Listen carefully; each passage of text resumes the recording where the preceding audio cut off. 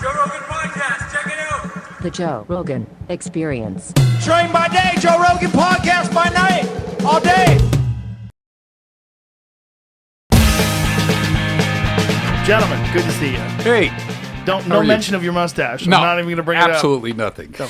Mark's mustache looks good, and I'm happy to be here, Joe. Well, I like the fact that you trimmed it down. You had the crazy, bushy, the full fucking spec op beard. Grizzly Adams. Yeah. And you went with the porn stash.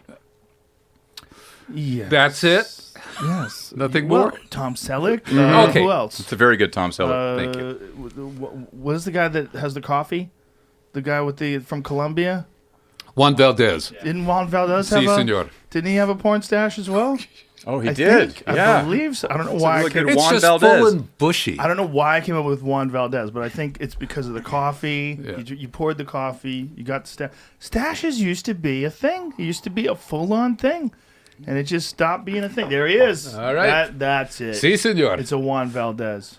Carlos Sanchez is the real guy. So Yeah. he's Juan Valdez. How long did you rock your mustache, Joe? For about 30 seconds. Mrs. Rogan was having no fucking part of it. I had a full beard, and I shaved everything but the stash. I go, I'm thinking about keeping this. What do you think? Some women like mustaches. Yeah, I lock my door at Lesbians. home because my kids have threatened to come in and cut it off. The women Yeah. who like mustaches hate men. They just want you to look like a dork. They're like, go ahead, wear that, stupid.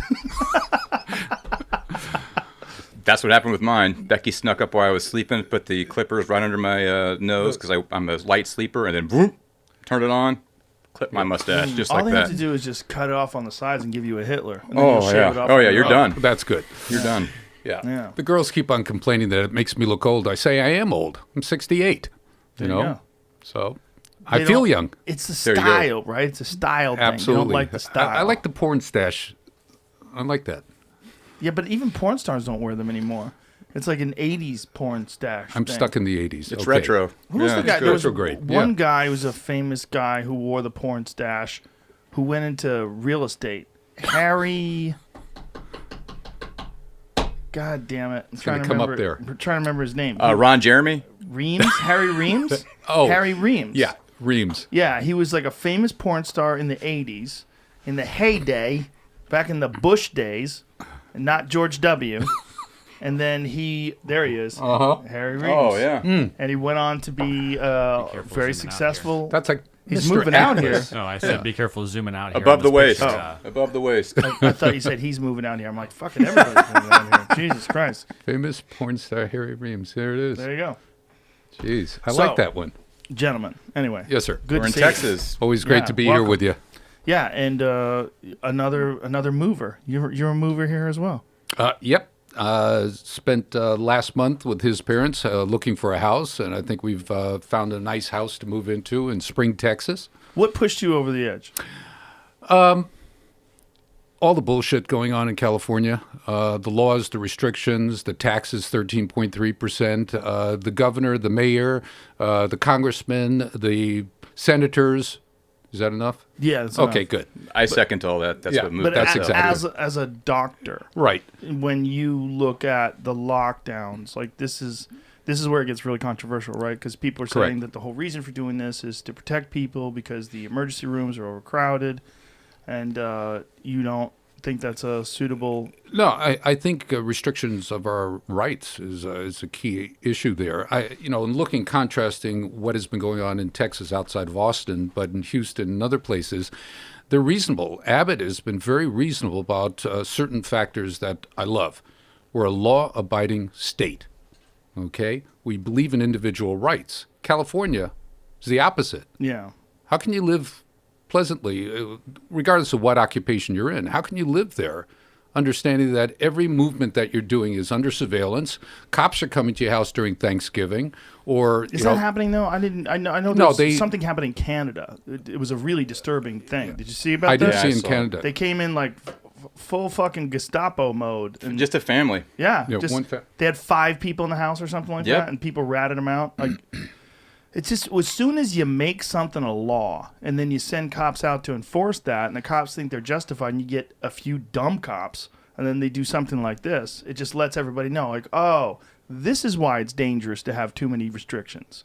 because then you have people that have to enforce those restrictions. Right, and they're not doing their job. I mean, the sheriff and the head of police in California or in Los Angeles came out and said they wouldn't uphold the restrictions that Newsom was putting in. I think in San Francisco also, Yeah. because it would Orange take them County, away from Orange County. It would take them away from their ability to do the real work, protecting the citizens, not arresting them. Yeah, it's You know, what happened in Staten Island is just mind-boggling. With that restaurateur was arrested and given a $10,000 a day fine for having his restaurant open. He was social distancing. He had the shields and protection. Everyone was wearing a mask. But because they had locked down Staten Island so tightly, you know, they're devastating all the businesses there. But he went up against it. it just seems to me that the amount of money that it would have cost to open up new ICU rooms and figure out a way to staff them would have been far less than the amount of money that it's costing all these people to lose their businesses, all these people to stop working. Right. It just seems rational that, like, the amount of money you could have figured out a way to tax people, like say, hey, we're going to let everybody open up, but we need a temporary tax on sales of whatever that'll just go to help this. And people probably would have said, okay, well, it'll just keep, and give people the opportunity. Like, you have your options. You have your rights. You can choose to go to work, choose to go to these restaurants, choose to go to these bars, and we'll figure out some way to Wasn't open up New more. York City doing something like that? I don't know where I think they were doing some in restaurants. They were adding a small amount of additional tax to compensate for the COVID. Well, even they COVID. did. They shut down indoor dining. Yeah, and then completely. Yeah, but recently. at least they have outdoor dining, which is hilarious. New York has it, and it's fucking freezing and snowing. L.A. doesn't have it. And then the woman who votes, it's one woman who decides to shut everything down, goes to dinner outside the day she does it and lied and said the reason why she was doing it is because her favorite restaurant, and she wanted to say she was sorry to the staff and apologize for what they had to do. Didn't talk to anybody there. Full on lie. Right. The people who work there going, she didn't talk to us. Yeah. This is not. She Rules just got caught. rules don't count for them. Yeah. It's just, I get that people want to stay safe, but as a doctor, does this make sense to you? Like, what?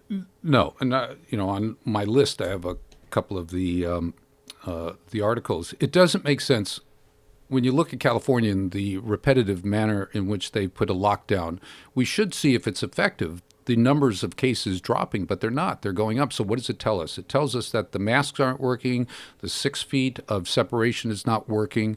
There's some other element that's out there that's creating, you know, negating all the protective modalities that they're doing. So why lock down, you know, the state? Allow people to have their employment. But check me if I'm wrong, but haven't cases gone down over the last 2 weeks since everything's been completely locked up? No, they've been. One day they went up, I know, and I saw that yesterday. Spike. Newsom said there's going to be a surge on top of a surge. They're Right. waiting for it. And they're How talking the fuck about does he know? hey, listen. because he's a doctor. He's the grand poobah. That's it. Are they using the PCR test to validate that? That's a huge question. They're using the PCR test and they're using the rapid one, but you know, they're not accurate. They're not accurate. They're just something we have now to utilize and then put a lot of credibility on it. The difference between the different PCR testing is that So there's a spike around Christmas time, which is supposedly due to what? Is the idea that it's due to gatherings? Is it so? It's because they were trying to say that it was related to Thanksgiving. So between October, November, Yeah, it's end of 30 November, but if you look at it, it seems like 2 weeks after the end of November. That would make sense, right? That would be right around. Show me like. Yeah, well, that's longer than 2 weeks, right? Because it seems like it kicked in. The spikes kicked in right around. Well, what is the first big spike right there? What is that? The 16th. Well, that's kind of 2 weeks. That's 2 weeks-ish. I would want to know what cycles they're testing on, if there's any changes of the PCR test. I believe this is hospitalizations, though, right? Or is this new cases? there's new cases. Yeah.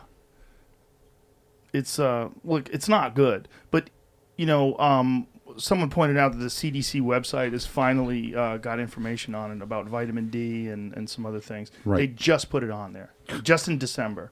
We're just like, Jesus, guys, 9 months into a fucking right. pandemic, and you just started putting things on about vitamins and the importance of nutrition. Right. And that's one of the issues that they're really missing is nutritional. I think I was sharing with you earlier about in India, which has 4 times the amount of population as the United States, they've only recorded 167, I have a slide up there, 167,000 people. And it's because in their nutrition, they have things that carry the protective zinc into the cell, which are called ionophores, which is hydrochloroquine is one of them, quercetin, EGCG, which is the green extract from green tea extract, quercetin, as I said, and bismuth.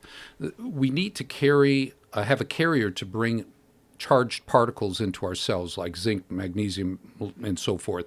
So zinc, Dr. Saluth out of Johns Hopkins did a beautiful dissertation where he showed that when zinc is inside the cell and you get the COVID genome being injected, there's a protein which is replicase. Well, zinc inhibits the replicase's ability to take over our cell's mechanism for generating more viral genome particles. So zinc is what stops it. I mean, for the past 25 years in our practice, we use zinc as a means of slowing down the conversion of testosterone to estradiol. Well, it turns out that has protected our patient population. With our population being what it is, we've only had one person get COVID out of the entire group, and that's because they've all been on quercetin, which is a means of increasing energy production. And I'll tell you honestly, I didn't know that it was an ionophore until just a year ago.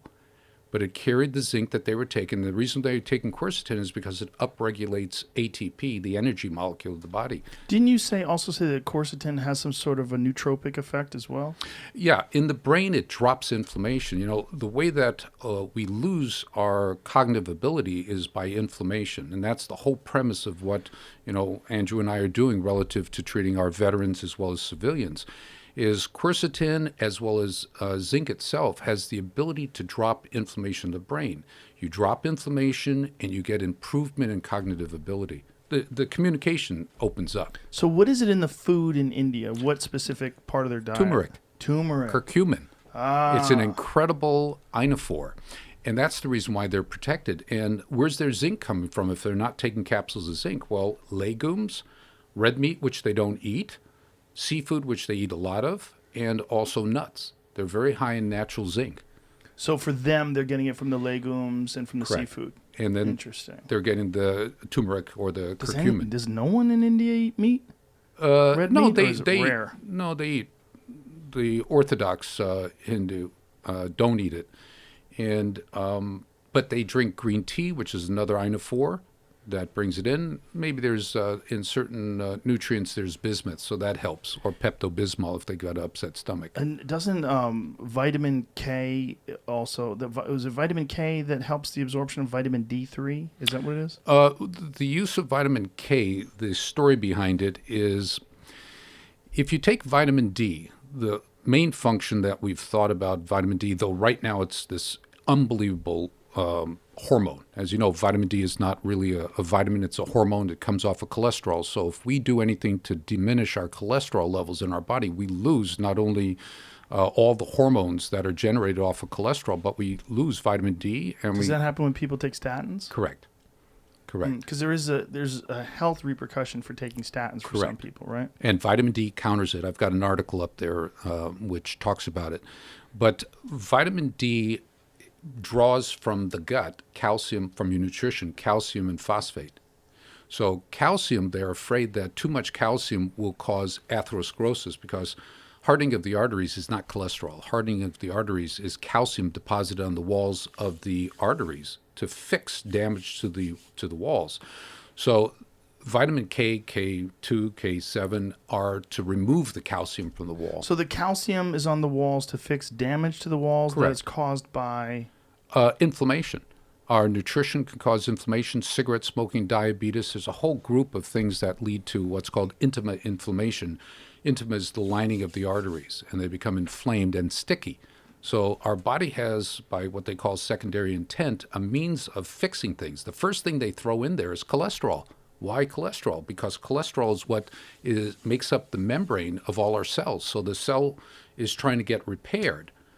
And then what happens is the cholesterol becomes a bystander or an innocent participant in this process. Cholesterol can't fix it, so calcium comes in and gets laminated down on the artery walls, and that's what causes atherosclerosis. It's so funny because in today's world, the word cholesterol is like a red flag Yep. for something bad in your diet. Correct. But it's also something the body makes on its own. Correct. So your body makes cholesterol, then you have dietary cholesterol. 15%. And there's some cholesterol that you can get from plant-based foods, right? So if Correct. someone is only eating vegetables, what's the best source of cholesterol for them when it comes to dietary cholesterol? That would be my daughter Allison to answer that question, because I turned to her. Oh. But yeah, there's cholesterols. Get her on the phone. She's here. I know. Yeah. It's not on the microphone, though. Unfortunately, I have 3 mics in this room right now. But anyway, she would be the one. She's the one that does the nutrition and support for our patients and gut-brain health. And so what I'm getting at is, like, it's not just that you take a vitamin, like D3 or Right. zinc. You really want to take a whole, Correct.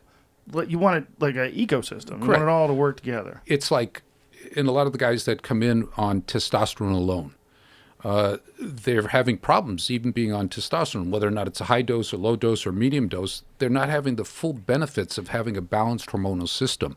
And we should talk about why they're taking the damage to the pituitary gland that a lot of soldiers experience from blasts. Well, the regulatory system, the hypothalamus, is like a sensor.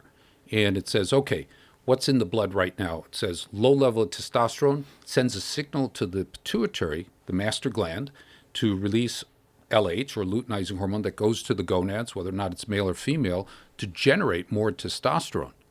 And then that level of testosterone, the rise of testosterone in the blood, goes back to the hypothalamus, and the hypothalamus says, oh, we got enough testosterone. Let's shut down the stimulation of the pituitary to drop the stimulation of the testicles. So any kind of trauma, like we've had guys who had IED blow up underneath their vehicle, and the blast wave was enough to destroy the testicles, so they could not, even under appropriate stimulation, generate testosterone.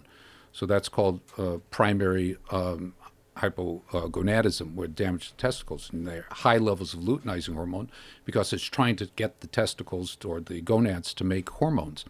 And it doesn't. Those are the ones that you need to give injectable testosterone to, or topical, or pellets, or whatever they agree to. So when it comes to the balance of nutrition, making sure that all these things work together, that can be very complicated for people. Sure. Like, it's hard to remember. It's hard to, is there, what's the best way to make sure that you're getting all your bases covered? Well, it used to be that you eat a good amount of vegetables, fruits, legumes included in it. But what's happened is our soils are being depleted of all the nutrients that you need, so you need to supplement.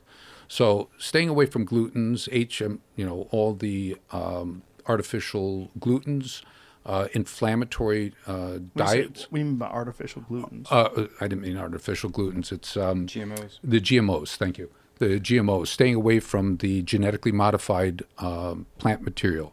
Because it's higher yield, it's more difficult for the body to break down. Correct. That's what causes inflammation. As well as, the glutens. We're finding more people with gluten sensitivity than allergic, celiac disease. We're finding more people that are sensitive. Allison is one. She doesn't have the genome for being gluten resistant or sensitive or allergic. She has sensitivity. And when she's off it, she loses weight, she feels better, doesn't have the inflammation going into the brain, which is a key issue. If you have an inflammatory diet, it's going to lead to changes in the brain and brain function. But back to your question relative to nutrition, it's all the basic food groups with dropping the carbohydrates. I know you enjoy the carnivore diet with high protein intake. I'm on that now. Yeah. It's crazy how quickly it changes the way your body works. Yeah. Like, I'm 5 days in now. Is today the 5th?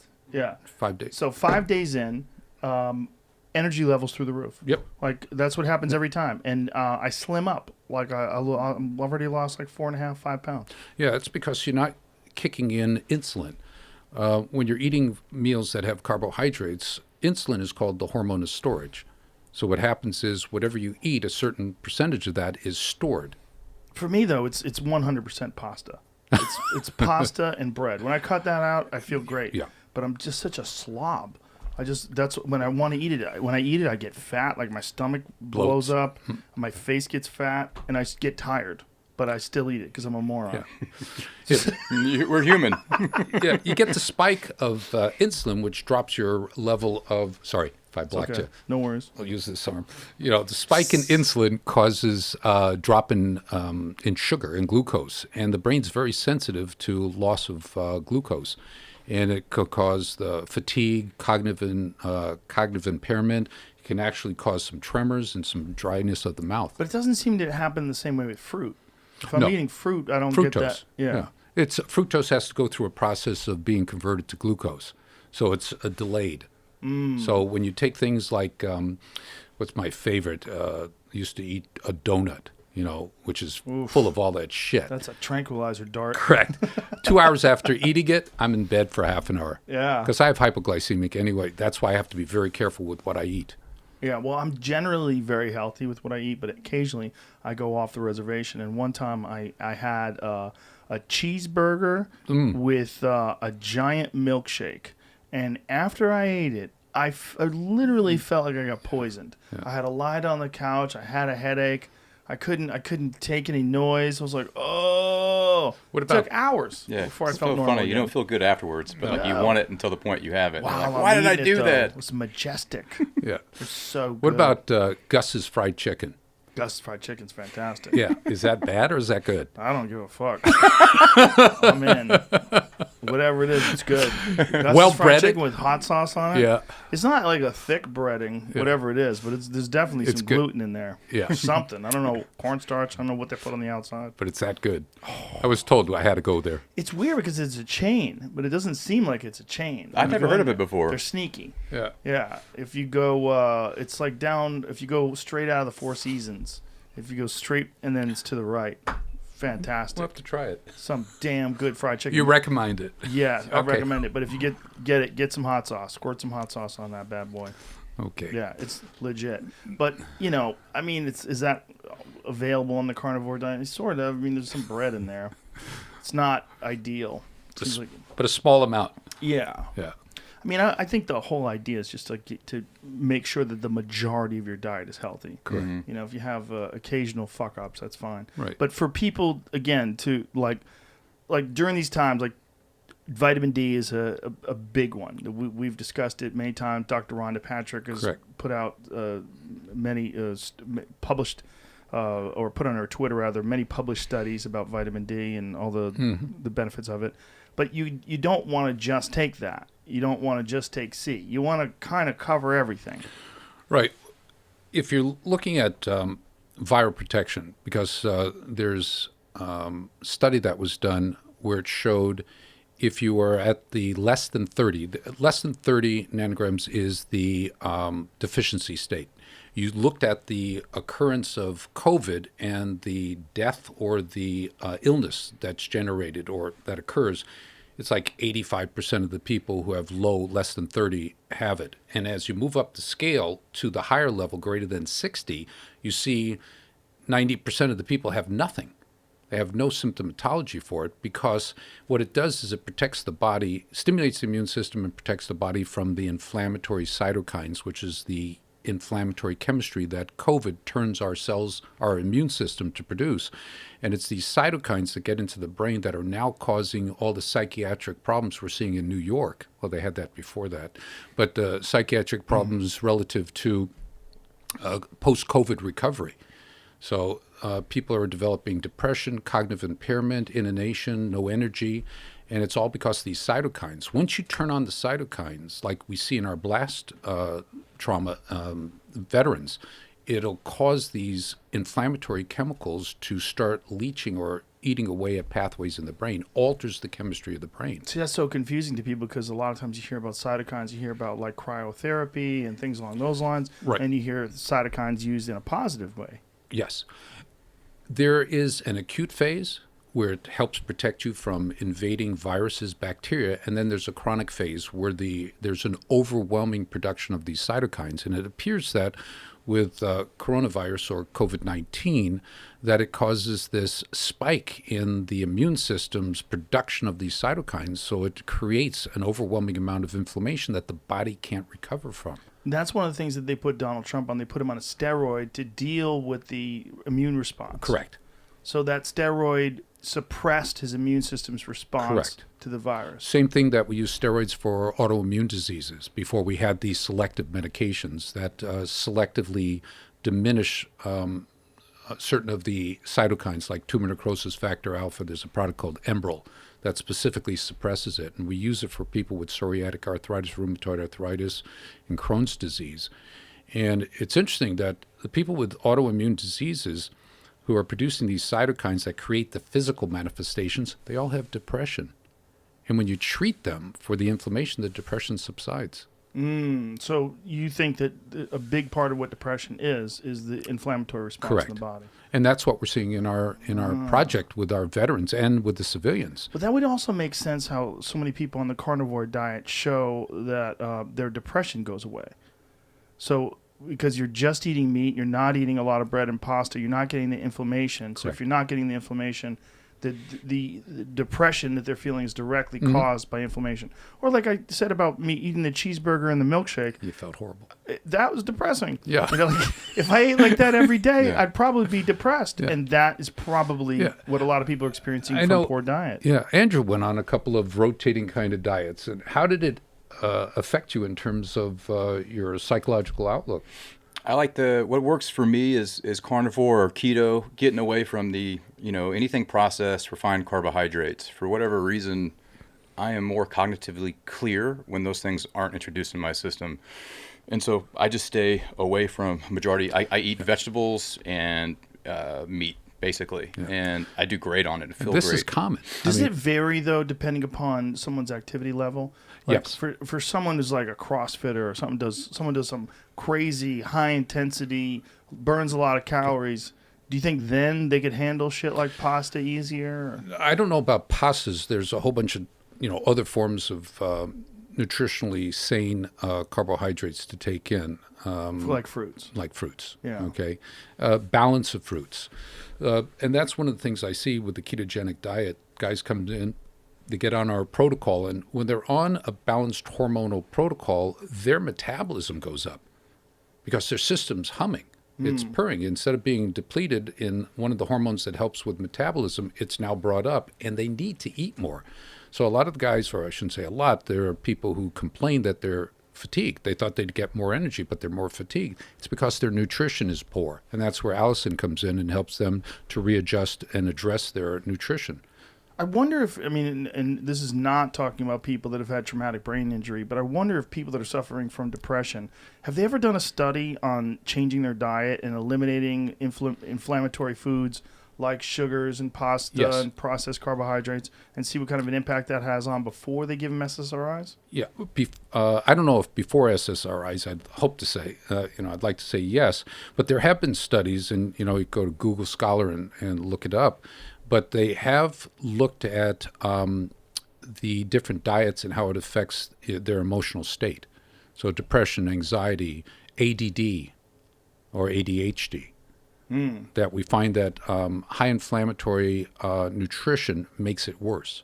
High inflammatory or gut inflammation from dysbiosis, not having the right bacteria, having been on antibiotics or certain medication that disrupts the balance of bacteria in the gut, which alters the way that we absorb our food.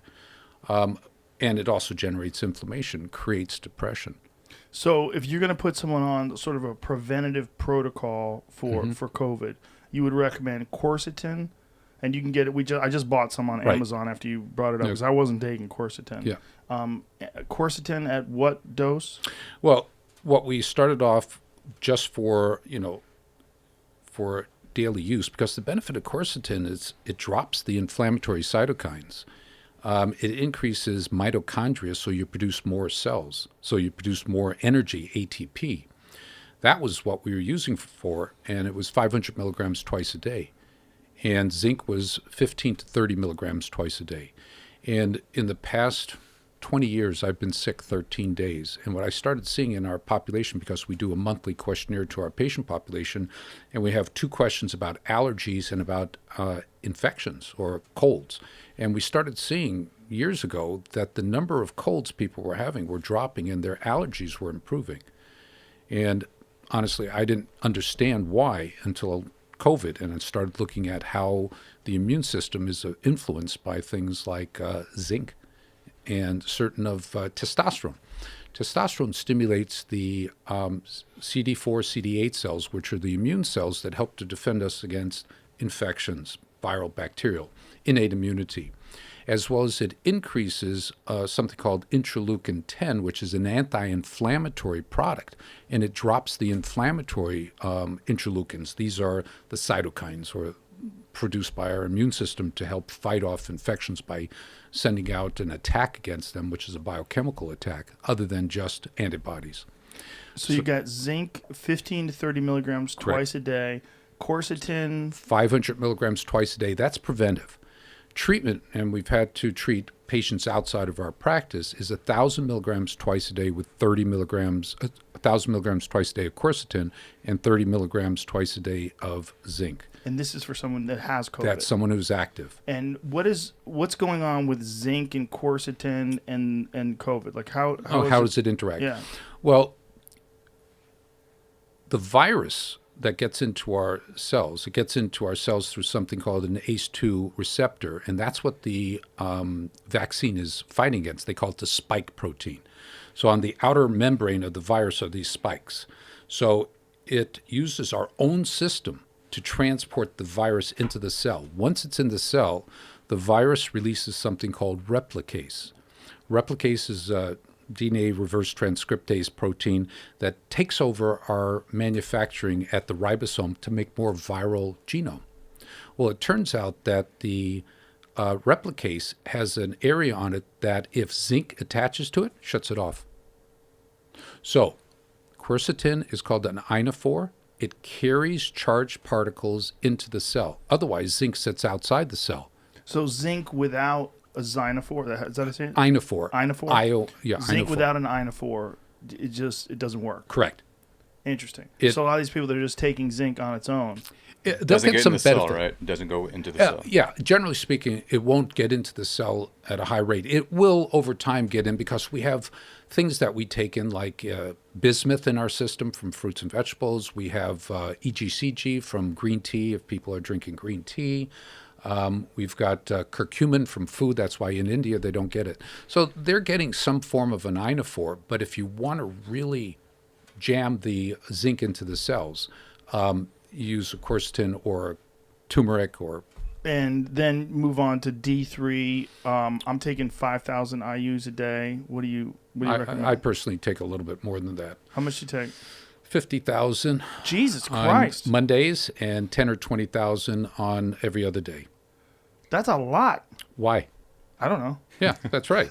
Most people say, I don't know. But is there any negative aspect to yeah, there are negative aspects to high levels of vitamin D, but not due to vitamin D, due to what it does. What vitamin D does, as I said earlier, is it brings calcium in from your nutrition and takes phosphorus in so it can build bone. Calcium, if it's too high, hyperkalemia, will cause the nausea, vomiting, and can cause irregularity of the heart. So if you're taking high dosing of calcium for whatever reason, and you take high dosing of vitamin D, you would be at risk for developing nausea, vomiting, and toxicity. A study that was done, which is also on the paper I gave you, they did 113,000 hospitalized people, and they looked at their vitamin D levels. They all had been taking vitamin D. They only found, I think it was 4 people who had toxicity from elevated levels of vitamin D, and it turned out it was the liquid form of vitamin D that created the problem. So from that standpoint, vitamin D is very safe, and I'm talking up numbers that are 60 to 100. I try to keep my range at 80 to 100 because of studies that have shown. Do you take calcium? No. You don't? Why not? I have it in my nutrition, and I monitor my calcium every 6 months in my blood work. So if my levels are where they should be, I'm fine. Okay, so what do you look for in nutrition to get your calcium from? What are you getting it from? I eat cheese. My daughter pulled me off of cow's milk and tried me on Goat cheese. goat cheese. She gives me all that stuff. So, and my cheese, I get it. And then, there are foods that I eat. I chew on bones, so I get a little calcium that way. Chew on bones. No, I'm just kidding. But Because I take bone meal. yeah, Yeah. yeah. Allison makes bone broth. Yeah, okay. she makes bone broth at home.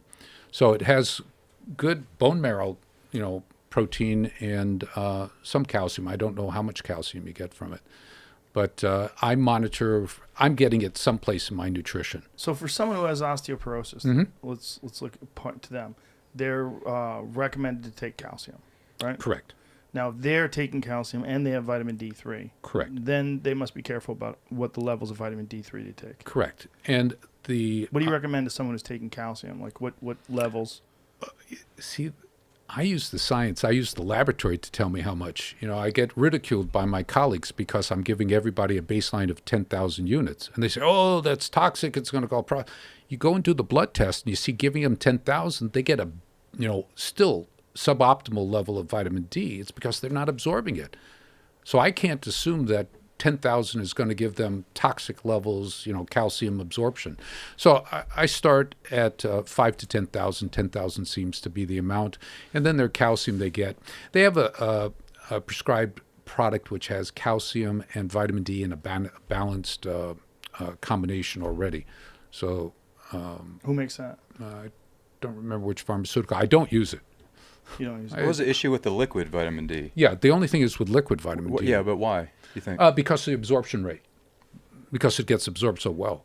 Capsule encapsulated, it's fat soluble. You take it after a meal, it gets absorbed. And based upon how good the gut is, dysbiosis, it will regulate how you absorb it. So I don't assume anything. I'll put a patient on a protocol, and then 3 months later, I'll go and test them and see where their levels are at.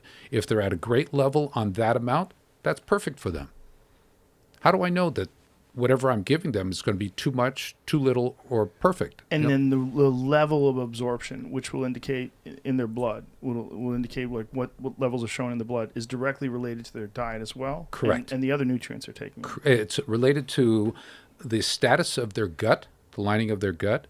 It's relative to if they took it before food or during food, with food. It's a fat-soluble vitamins like vitamin E, vitamin D or hormone D, or DHEA. They all need food to optimize the absorption. Okay, so we got D3, which you take at very high levels. But what do you recommend? 10,000? You need to have a blood test. Before we put anybody on vitamin D, we don't just abstractly, put them on a number. Right. We check their levels. And I've been absolutely amazed at not only the frequency of deficiency of vitamin D, but the fact that I've got surfers who have deficiency of vitamin D. How can you be a surfer out there in the sun and be vitamin D deficient?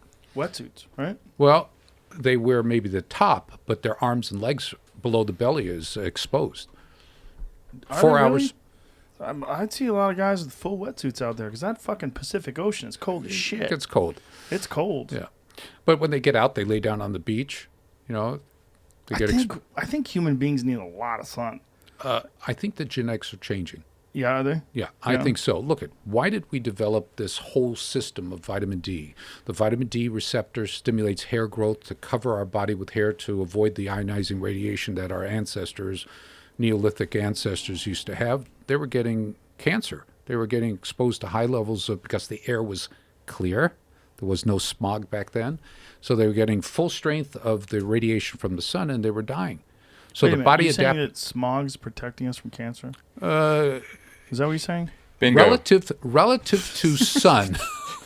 Joe just pieced it all together. Yeah. So Brilliant. in Hong Kong, or not Hong Kong, what are the Chinese cities? Beijing. Beijing. Which Yeah, is Beijing. really bad I was there. pollution. Yeah. I used to work there. That's right. They did the Olympics there, and they said it was like the worst air quality they've Yeah. ever had for the Olympics. And the only way they got the air clear there was shutting down all the manufacturing that's in one of the inner circles. See, Beijing grew so rapidly that they have 10 rings around it. And I think in the fourth or fifth ring is where they have all the manufacturing. So when the financial summit happened, they shut them all down. Air was clear.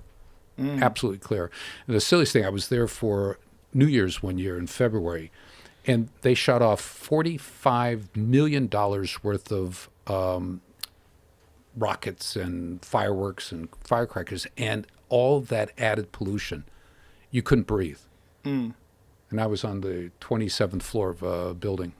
Couldn't breathe up there. Really? Yeah, it was pretty bad. Pretty bad. So D3. Yes. We got quercetin, we got zinc, 30 milligrams twice a day, or that's a therapeutic. Therapeutic, 1,000 milligrams 15, twice a day with 30 twice a day of zinc. Then D3, figure out what the levels are, but what you're taking is somewhere around. I'm taking about 120,000 a week. If someone doesn't have like a good place to go, they don't have a good doctor to go. How do they find a doctor that could read their vitamin levels on their blood work? Like, what do you look for? Like, if someone's listening to this, like, I should get my blood work done. Who do they go to? Right. Well, functional medicine is big now. And in functional medicine, they're looking at your amino acids, they're looking at your vitamin levels, they're looking at your mineral levels, which need to be done. We're not getting our minerals anymore because we're getting bottled water. How many minerals are in here? All of them. Right. Zero is. Well, that's hard water, right? Like well water. That's what people runoff call it. for the mountains. Hard water. Runoff for the mountains. I know, but that's what hard water is, right? When you get that's high in it? calcium hydroxide or calcium oxide, whatever it is. Calcium. But it's some minerals in the water, right? Yeah, and you can buy the minerals and put a couple of drops into the bottle. I'd say colloidal. Colloidal. That's it. So you got your D3, you got your quercetin, you got your zinc. What about vitamin C? Vitamin C helps with the immune system. How much do you take? I don't take vitamin C. Really? No. What do you take? I have 2 or 3 pieces of citrus fruit that I grow in my backyard every morning. Every now and then, Allison will bring in some of the, from here, it's called strawberry Texas grapefruits. Phenomenal. Sweet as can be. A strawberry grapefruit? They call it strawberry because of the color. The usual one is the pink grapefruits from Texas. Not the yellow ones from Florida, but the pink ones. And they're very high in vitamin C. Also, I grow kumquats, so I'll eat the whole thing. So they have a lot of natural kumquats, and I get 2 cycles a year. So I'm always with natural forms. So okay, so you just get it mostly. I get it all fruit. naturally, yeah. What other, this is all, we're talking about like during this COVID right. pandemic where everybody's really concerned about their immune system Right. and protecting themselves from. Yeah, DHEA is also an immune stimulator. DHEA, studies that came out of Massachusetts, male aging study, showed that DHEA is extremely important for protecting the heart. When they looked at, quartiles, the lowest 25% of the range versus the highest, you saw a significant loss of heart attack deaths and a significant decrease in hospitalizations due to heart attack. And that's DHEA. It also stimulates the immune system, so it upregulates the ability of our system to defend itself. So it's a higher quality of defense. And another issue with vitamin D, with DHEA is important for allowing DHT, dihydrotestosterone, into the cell. And why is that important? DHT is a byproduct of testosterone because it's the combination of DHEA getting DHT, dihydrotestosterone, in the cell that allows for sugar to be brought into the myocytes, into the muscle cells. So there are articles out there talking about if you want to get the optimal benefit for muscle growth, you need to make sure your DHEA levels are optimal. To get the DHT to increase glycogen in the muscle cells, so you use that for energy and for growth. That's interesting because DHT is also something that's usually frowned upon because people consider it the thing that causes hair loss. Correct. And they obviate the fact that, or they ignore the fact that it's 4 times more anabolic than testosterone. DHT is. And you don't have to have the levels of DHT to induce hair loss. You can have just in the 50th percentile of the range. Well, I was taking Propecia for a while, and I didn't realize how much it was fucking me up until my prescription ran out. Like, I was just accustomed to it. And then all of a sudden, I had way more energy and rock hard bars. Right. And I was like, what is going on here? Like, what's... And then I realized, oh, my God, I'm poisoning myself. Yep. Yeah. Yes. But other people don't have that reaction, apparently. Some people don't have a problem with it. Yeah, it's interesting you bring that up. The Post-Finasteride Foundation, or Post-Finasteride Syndrome Foundation, we're in the top of providers of care because the problem that happens from finasteride is that it inhibits two very important pathways in the brain. One that gives you the ability to grow muscles, the other one which is emotional. So traditionally, the approach for treating the side effects has been just improving DHT because the Propecia, what's the other name? It's all finasteride. Proscar. It's finasteride is the chemical. Finasteride blocks the conversion of testosterone to DHT. And as I just said, DHT is 4 times more anabolic than testosterone. Do people take DHT as a supplement? You take testosterone or you take DHEA, which will generate testosterone to generate DHT. Oh, okay. Okay? So DHT in our brain is what gives us our energy, our libido, our activity level, our cognition to some degree. And then another pathway, which has totally been ignored, is the one where the 5-alpha reductase, which is the enzyme that the Propecia or finasteride kills, is important for generating something called allopregnanolone from pregnenolone. Allopregnanolone just came out as a drug last year, or 2 years ago, for $34,000 a year called brexanolone is the chemical name for it. And brexanolone is being used for antidepressant, anti-anxiety, and postpartum depression, which tells us how important pregnenolone is to become progesterone, to become this thing called allopregnanolone, and giving you mental stability.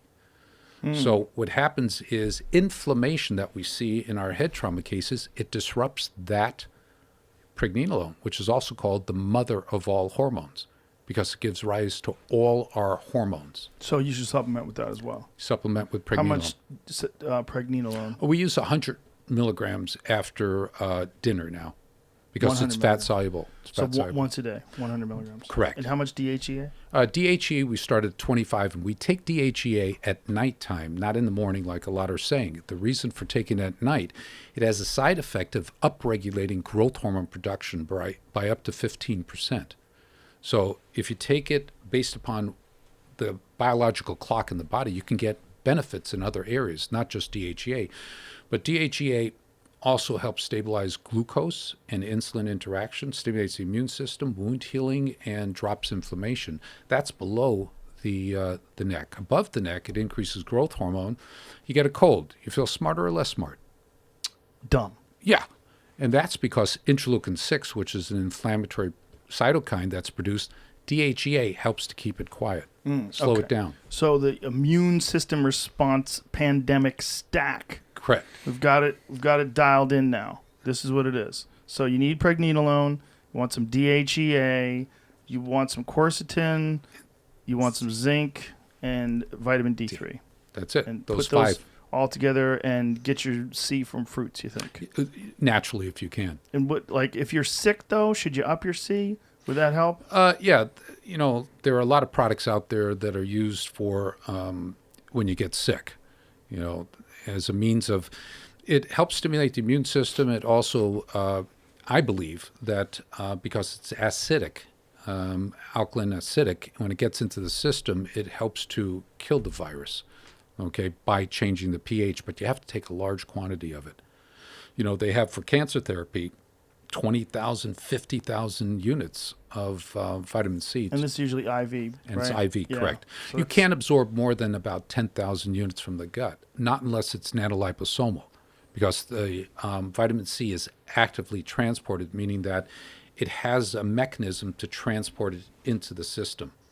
Now, what about things like glutathione and other powerful antioxidants? Yeah, glutathione is really good for the brain. Vitamin C, one specific type of vitamin C, which is called ascorbate palmitate from palmitic acid, it's a fatty acid, it helps the vitamin C get into the system faster.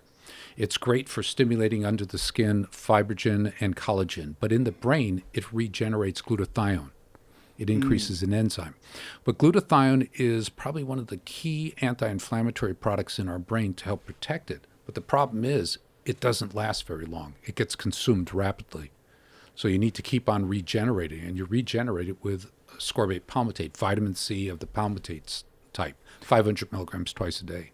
Do you take that vitamin C? I take that vitamin C. But you just said you didn't take vitamin C. This one I take. But you got to be specific, bro. I can't I'm have being to pull this specific. out of You're you. talking about ascorbate I know, but regular. you're saying vitamin C. Vitamin C, yes. Okay. Ascorbate palmitate. Okay. But that is vitamin C. It's a vitamin C. It's a fat Do you soluble understand vitamin how C. that'd be a little Yeah, confusing? Got it. Yeah. Okay. Slap my hand. So okay. ascorbate palmitate. Ascorbate acid you don't take. No, the cheap one I don't take. That's the it's stuff water you- soluble, doesn't Okay. get in. So ascorbate palmitate is what is the distinction on the label for that type of It vitamin says C? Just ascorbate says palmitate. palmitate. Yeah. The reason why I blanked out on it is because it's in my multivitamin. Okay. Okay, it's included in my multivitamin. And what multivitamin do you take? I use a product for the past 27 years called Ultra Nutrient. And who makes that? That's made by Pure Encapsulations. Okay, they make good stuff, right? Oh, yeah. That's I the take a key lot of their what. stuff. That's the key of what I've used over the past 30 years. Okay. So other than that, your bases are covered. Correct. And what other? You do anything else to stimulate your immune system? Exercise. Drink you're a lot of a alcohol. weirdo, though. You're out there digging holes and shit. Yeah. I almost brought you the video of it. I'm putting in a Sent it grapefruit. to me. The You strawberry texted me grapefruit. a video of you digging holes in your backyard. I was like, Oh. what is Mark doing? Yeah, you said, "What's your foot?" You thought that I Yeah, was I going to thought you were stab my yourself. foot. The way you were doing it was very haphazard. No, it's the parallax. It's the parallax. It looked like I was going after my foot. Oh, I understand. Yeah. I understand. So yeah, that was that I put in a lemon tree. I put a lemon tree there, Eureka lemon. So up on the hill, I've started the process for this grapefruit tree. So we got our stack for immune system. So let's talk about your project. Let's talk about the Warrior Angel Foundation, and let's talk about this new documentary that's out now, Quiet Explosions. This is Well, that's Andrew. well, this is how I met Andrew. You brought him in Right. here, and we got a chance to discuss this incredible work that you guys are doing with veterans, and really giving people hope that have been suffering Right. from TBIs, these Right. traumatic brain injuries, and with the when there's no real clear treatment, you guys have really found a great path. Yeah. Well, I'll walk up until Okay. his brilliance and with his brother Adam writing this book, Tales from the Blast Factory. When Andrew, first arrived at the doorstep, you can tell that he was, I use the term broken. And within a very short period of time, he was off his medication and he was back functioning. In fact, 3 months after we started his protocol, we were in San Diego. I was doing the launch of my new book, TBI book. And he's walking down the hall coming to the class, and totally different. His stride. He was proud. He was full of energy. We've talked about this recovery on the last podcast, and people, if you want to go to Spotify, you can get that. What episode is that, Jamie? Yeah. 700? 700. Yeah, I think okay. the most recent one was 1056. Okay, so yeah, we we did. jumped in. It's good deep. to remember it. Look at that. Yeah. Good Boom. memory. Damn. Right. Damn So son. anyway, long story short, he and his brother write this book, Tale from the Blast Factory, and the editor hands it to a girlfriend of hers, Jerry Shearer, this incredible producer, director, writer, screenwriter, and develops this project, which is called Quiet Explosions. And it looks across the spectrum of not only military, but professional football players, gymnasts, and regular folks, and the impact of the science that we've been able to extract from the science that already exists and its application, and proving that the addressing these inflammatory cytokines and the loss of hormone production in the brain was capable of improving their quality of life. They were able to get off medications. Now, for people obviously there's varying levels of the damage that soldiers experience. With some of them, do you not prescribe an injectable testosterone, or do you do something like Clomid or Right. something? Yeah, great question. What was it? In 2014, we did our 3-year veteran study, and that was because the military had put a squash on dispensing testosterone to veterans. So I Why had did been they do that? because they thought it was creating agitation, aggression, too much aggression, and they didn't want to have It's hilarious that the military would want to slow down aggression. Isn't that true? Was that the reason why Smart. they put a squash on it? Yeah, right. Which It's an is aggressive. slow the bullets down too. Yeah. Let's dull those knives, kids. Yeah. So we started looking at things that I'd used in the past. Mostly guys would come to me for rekindling their hormone production because they were on an incredible amount of steroidal hormones that shut their system down. So they came to me to get their system back up and running. What steroidal hormones would shut your system down? 1,000 milligrams of testosterone with 500 milligrams of nandrolone decoinate with Steroids. steroids. Bodybuilding. Bodybuilding steroids. steroids. I thought you were talking about like cortisone. No. This is bodybuilding steroids. Okay. Yeah. So these are guys that just wreck their They system. wrecked their system, and someone that I had worked with in my inception of treating them, which I was totally against use of anabolic steroids, because if you ate well, exercised, and you should be able to make your own hormones, and I learned different. Certain people that just didn't. So we started using beta HCG, using things like Clomid to try and turn their system back on. So I was exposed to it. And then 2014, we started a project trying to find the lowest possible dose of clomiphene citrate that would stimulate their own production of luteinizing hormone to stimulate their testicular functioning of testosterone. And we found a pattern that seemed to work best. And the beauty of it was it wasn't a daily tablet. If you look at the studies in women who were on daily tablets, they had, complaints of mood swings and bloating and some ocular kind of problems. But that was daily dosing of between 50 to 200 milligrams of Clomid. We used 25, 50 milligrams every 72 hours.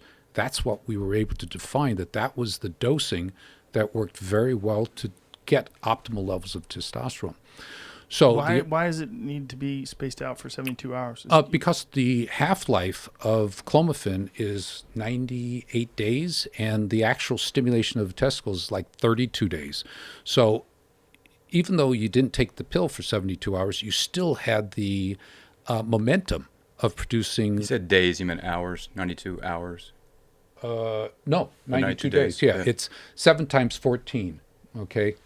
98 days. 7 times 14 there. It's a 14-day half-life times 7 until it goes the peak and then becomes 0. That's the math behind it. So when you're taking it constantly, you're overwhelming your system? Is that what's happening? Well, what happens is you're constantly driving the pituitary to make luteinizing hormone, which could put you at risk for developing enlargement of the cells, which we haven't seen yet. Okay, because we space it every 72 hours. We mean you don't mean science in general. You just mean you with your in the practice. pace, right? Well, it took 3 years to come up with this pattern, and we have tons of laboratory results to show the benefit by pulsing it. We did every day for 5 days a week. We did every other day. We did Monday, Wednesday, and Friday, and then we came to this every third day, 72 hours between it, and the results were optimal. Now, what do you do for bodybuilders? Because bodybuilders. They take clomiphene citrate to try to kick their production back up of testosterone. Right. Would that be a different situation? Well, what I believe and how I practice is if they're on anabolic steroids and you give them Clomid concurrently, not at the end, you give it concurrently, what it does is it keeps the tone of the circuit between the hypothalamus, pituitary, and the gonads still working. When you give testosterone alone, what happens is you shut off the brain's sensing, and you shut down the pituitary, and you shut down the testicles, because the testicles, the cells called Leydig cells, they need to be stimulated. Otherwise, they scar or atrophy. So if you've been on injectable testosterone for long periods of time without taking a break or giving your system something to stimulate the production, what will happen is they'll be gone, and you can't recover it. And I've seen, I've had some guys in the past that there was nothing we can do to recover their testicular functioning, the cells, because they burnt out. And is this from bodybuilding, or is this from injectable testosterone like TRT? Anyone who's taking testosterone, even pellets, Pellets. Pellets, like when Yeah. they do put in your butt. Or something. Correct. They Not put in it- your butthole. No. You fucking No. idiots. They put it wherever they put it. But also topical testosterone, that's because dihydrotestosterone, I said it was 4 times more anabolic than testosterone, is 3 times stronger at shutting down your regulatory mechanism in the brain. So that's why I haven't used topical testosterone for 10, 15 years, 10, 12 years, because of it's so damaging. Isn't it also a problem like if you have a partner and you start getting frisky, you might get it on them, and then your significant other grows one of them porn stashers? Yeah, that's right. It's because they too will have the secondary effects of testosterone. Our skin has the converting enzyme that converts it to dihydrotestosterone, and that's the reason why women who used to be given topical testosterone to put on their wrist would accidentally smear it onto their arms, and they'd get darkening of their skin. So if they're light skin, light lanugo hair, it would get dark, and they'd get a patch. Also, DHT can cause them to grow hair behind their knuckles on their hands. Attractive. Absolutely. A Just lot take of the guys razor. like that. Yeah. A lot of guys like a gal That's with called hairy knuckles. hirsute, right? Yeah, not good. Yeah. Okay, so when you started developing this protocol for treating soldiers and different people with TBIs, was there some adjusting? Did you have to kind of figure it out as you went along? I mean, how many studies did you have to read to try to put together this? Yeah, I have over 8,000 studies in my collection on Mendeley, where I keep all the articles. And, I go through 10, 15 articles a week right now, and every Sunday I send out to our journal club one of the key articles that he reads every Sunday, right? Yeah. How many articles for your last book did you have to read? 1,600 went into the last book, 1,600 that I documented, but there were a lot of articles that I read, just the abstract and the introduction and conclusion, and not the gobbledygook in the middle that were added. But as I said, all the science that we're using has already been written about, has already been documented repetitively. So there were waypoints in my maturation to the point that I'm at right now. In the beginning, it was hormone. But it turned out that inflammation is the real key, is the real problem. The hormones are shut off by the inflammation. So in the past, we were only giving hormones, and yes, we did find that things like estradiol, pregnenolone, DHEA, and DHT dropped inflammation. So it wasn't, right out there obvious that that's what we were doing until Andrew and I got together, and that was a point where natural transition, looking further into this issue of inflammation. And when you're monitoring it, you're looking for these inflammatory markers in the blood? Correct. And what are those markers? The ones that we did a study last year on was tumor necrosis factor alpha, interleukin 1, 1B, and tumor necrosis factor, interleukin 6. These are the 4 key ones. And we've now narrowed it down to interleukin 6 and tumor necrosis factor alpha. And the reason why is that tumor necrosis factor alpha is linked to autoimmune diseases, as I said earlier. And people who were put on to a blocker for tumor necrosis factor alpha, an expensive medication, their depression disappeared. Well, what we found is natural products which will regulate cytokines and regulate these interleukin 1, 6, and tumor necrosis factor alpha. And that has become the core of our treatment right now. We do laboratory testing, we look at their hormone balance, we look at their inflammatory parameters, and then we put them onto this kit, which is called the TriPack, which has in it 16 components, and a lot of what we've already talked about is in there, and we're seeing improvement in the guys and gals that are on it. That's more rapid because it addresses the inflammatory component. Yes, we do testosterone. Yes, in the women, estradiol, progesterone, and pregnenolone, and they do get better. But with this product, and we're doing a study right now with 3 different groups of active military in the United States, obviously.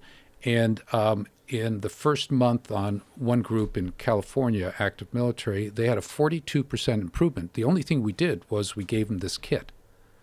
And in the kit, it drops the inflammation. One of the guys sent in his report. They fill out a report which has 18 questions on it on how they're doing different areas. His migraines improved by 70%. Just from this kit. And Yes. inside the kit is Inside the kit are 3 products. One of them is called Clear Mind and Energy. We launched it in 2017. What's in that? It has components that raise the cellular metabolism. Okay? I'll just say it that way. what does that mean? What? Why are you just saying it that way? Well, you want to pull out the bottle and read the composition well, I have of it. some out there. Yeah. But is there too much in there to No. relay? Yeah, there's 6 components in it. You can read it off, or else on the website it has everything enumerated. How much is of everything that's in there? I'm not protecting any copyright or anything. I want people to understand these natural products have an incredible benefit on the system. Rhodiola, rosea is in there. Let's see, we've got methyl cobalamin, vitamin B that's activated. Which has an incredible effect. One of the articles that I sent out on vitamin B and antidepressant, how it helps regulate function in the brain. Then the second product is called Brain Care 2, which has 6 components that drop the inflammation. Did a study at one of the bases in Kentucky with the medics, and within 90 days they had a 50 to 70% improvement. It has products like N-acetylcysteine, NAC, which drops inflammation. Federal government at Walter Reed did studies on it and found how incredible it was for dropping There inflammation. it is. There it 16 is. different components. Okay, so you got DHA. What is that? Tocopherol? Tocopherol is vitamin E. Vitamin E. Gamma tocopherol. There's the scorbate palmitate. Okay, quercetin. Now, when you talk about all these different things, should someone take something like this along with that stack that you described earlier with the quercetin and the zinc and the vitamin D3? They don't need to take this unless we're dealing with someone with traumatic brain injury. What we Okay, talked so about was a stack for This, what you're talking about with this is just, but if someone is taking this stuff, do they have to adjust? Like if they have a traumatic brain injury and they're taking these various concoctions, do they also, if they're trying to protect themselves from COVID, do they have to take into account how much quercetin is in this, as well as how much ascorbate palmitate is in this, and not overdo it? Yeah, ideal is not to overdo it. If So like what would if be they a were on that dose? stack, if they were on the stack and didn't have an issue relative to traumatic brain injury, I'd tell them, to hold off on this. Either do Okay, so this stuff we're talking about here is really only for people that have traumatic brain injuries. right, but Okay. the one which is called Brain Care 2, my youngest daughter that you met, Rochelle, had a situation at her job where her work partner developed COVID right there, when they were working together over that week. And after he got out, this is the second part of the story I didn't tell you. After he got out of the hospital at a Kaiser, he got into a fight with my daughter and with his best friend. And I talked to him over the phone, and he was angry. He was explosively irritated. So we put him on the Brain Care 2, and 3 days later, his personality came back to being normal. And that's because so the COVID inflammation. made him angry? Yeah. So the inflammation just went cranky, or like Yeah. just a different personality? If you go to the COVID letters, it's on that same page. If you go COVID letter and pull up the third one, which is number 7, you'll see that in New York, they're now reporting, and this is in May, they started reporting that people that are recovering from COVID are developing these personality mood swings, not only cognitive impairment, but irritability and depression. A couple have also developed strokes, young 20-year-olds developing strokes because of another system called bradykinin. And and you it's- think this is inflammation related? it's all inflammation. Yeah, cytokines are inflammation. Cytokines. Here it is. No, if you go actually to the website and go, website and go to the science. Yeah, go to the science and go up. Oh no, go right down. there, COVID, the Yeah, right there. neurological- Recovery and neurological impact of COVID-19. Okay. Okay, so they reported it in New York. They reported these cases where people were having nervous system issues, epilepsy, and people who had never had a history of epilepsy. We have patients with post-blast trauma who were put on to epileptic medication because inflammation that wasn't being addressed. They're just giving Dilantin or one of the other medications for seizure. And on protocol, I tell everyone, don't stop your medication unless you go to your primary care doc or the doc who's dispensing and talking to it. Some of the guys are just stopping it, and they haven't had a seizure because inflammation causes migraines, insomnia, depression, and it's on a couple of those papers there. So in non-epileptics, it can actually cause epileptic seizures. Correct. If it's that bad. Correct. So all And these that's the people inflammation. So these people that they're calling COVID long haulers, Yep. do you suspect that a lot of this is the cytokines? Correct. Interesting. And they already know it. They talked about cytokine storm. Mm-hmm. Okay. I used to call it cytokine dumping, back So for people 5, that are 6 years listening ago. right now Right. that have beaten COVID, but they're still suffering from Right. fatigue and brain fog, Right. what should they do? Well, they can do an academic approach, which is go back to their doctor and have the doctor draw their levels of those inflammatory cytokines, tumor necrosis factor alpha, interleukin 6, 1B, and 1, and look at it. If they're elevated, you need to reduce it. So the study that we did last year, it was a 3-month study. The testing can be expensive. Is we saw guys who were having difficulties coming into the practice. We added on these tests, and we saw the elevation in the level of these inflammatory cytokines. And then we treated them on our protocol. And then we looked again 3 months later at how well they were doing and then at the levels. The correlation was those people who had initially had elevation in cytokines who were put on our protocol and then came back and had their subsequent follow-up lab at 3 months and they were feeling better, their levels of the inflammatory cytokines were down to normal. We had a guy that had 5 and 6 times the level of his levels, and they came down. So that's a marker that's objective. Okay, but they're not doing it. I mean, they understand what's happening. I mean, they've talked about it again. Is and it again. also that they're just overwhelmed with cases? And Yes. it's almost like to treat a person individually for each of these symptoms and each of these problems and measure their markers and Right. they're just trying to get you out of the hospital so you're not going to die, and then you're on your own. Correct. So it's like they just kind of make sure you're not going to die, and then go ahead and then It's like the guys in the military who are exposed to blast trauma, they receive treatment, and then they're let to go because a lot of them are medically discharged. Yeah. Going back, though, Mark, to the 3 products that you had up there, what about Brain Care 2 for like to mitigate, becoming inflamed? Because we recommend that to people who are in high-risk situations, Right. athletes, operators, industrial Fighters. services, fighters, exactly. Football You know what I players, mean? people So getting hit. preventative. Yeah. So a lot of Preventative. this is preventative as well, Yeah. because you can stop the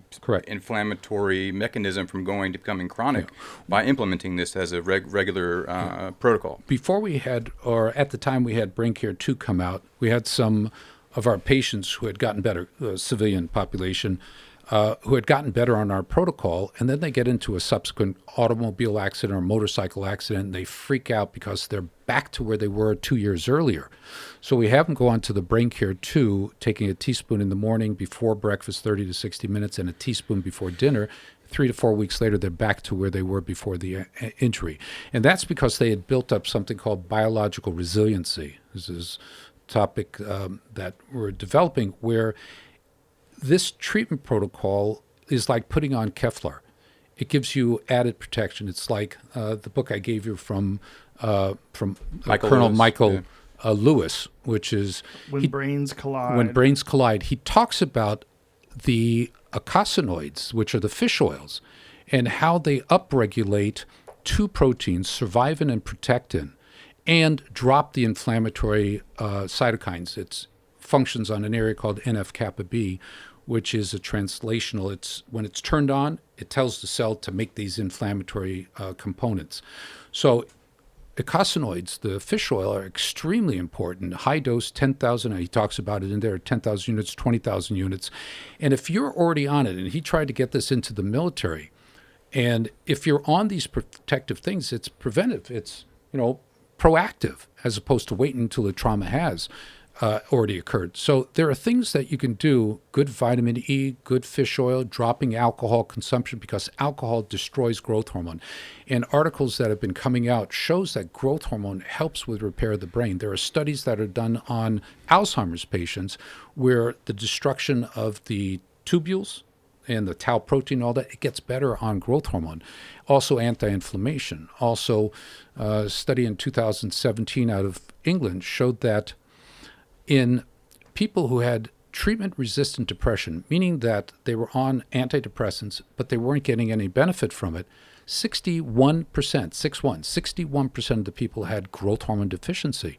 And when they put them on something to raise the level of growth hormone, what they saw in 1 to 2 months is their depression disappeared, and they ended up with 4 benefits. They slept better, they had brighter brains, they had better interpersonal relationships, and they weren't fly off the handle. They weren't explosive emotionally. Wow. Yeah. So is there any downside to taking that much fish oil? That sounds like a large dose of you fish have oil. to taper up to it. For me, Taper up. Yeah, diarrhea. Okay. Yeah. Oh, the diarrhea. Yeah, diarrhea can occur. How does your body get used to fish oil and not go, okay, open up the floodgates? How does that work? Genetics. Either you're predisposed to it or not. So at 10,000, I'm good. So when you get to 13,000, that's when you got to run to the potty? 10,001.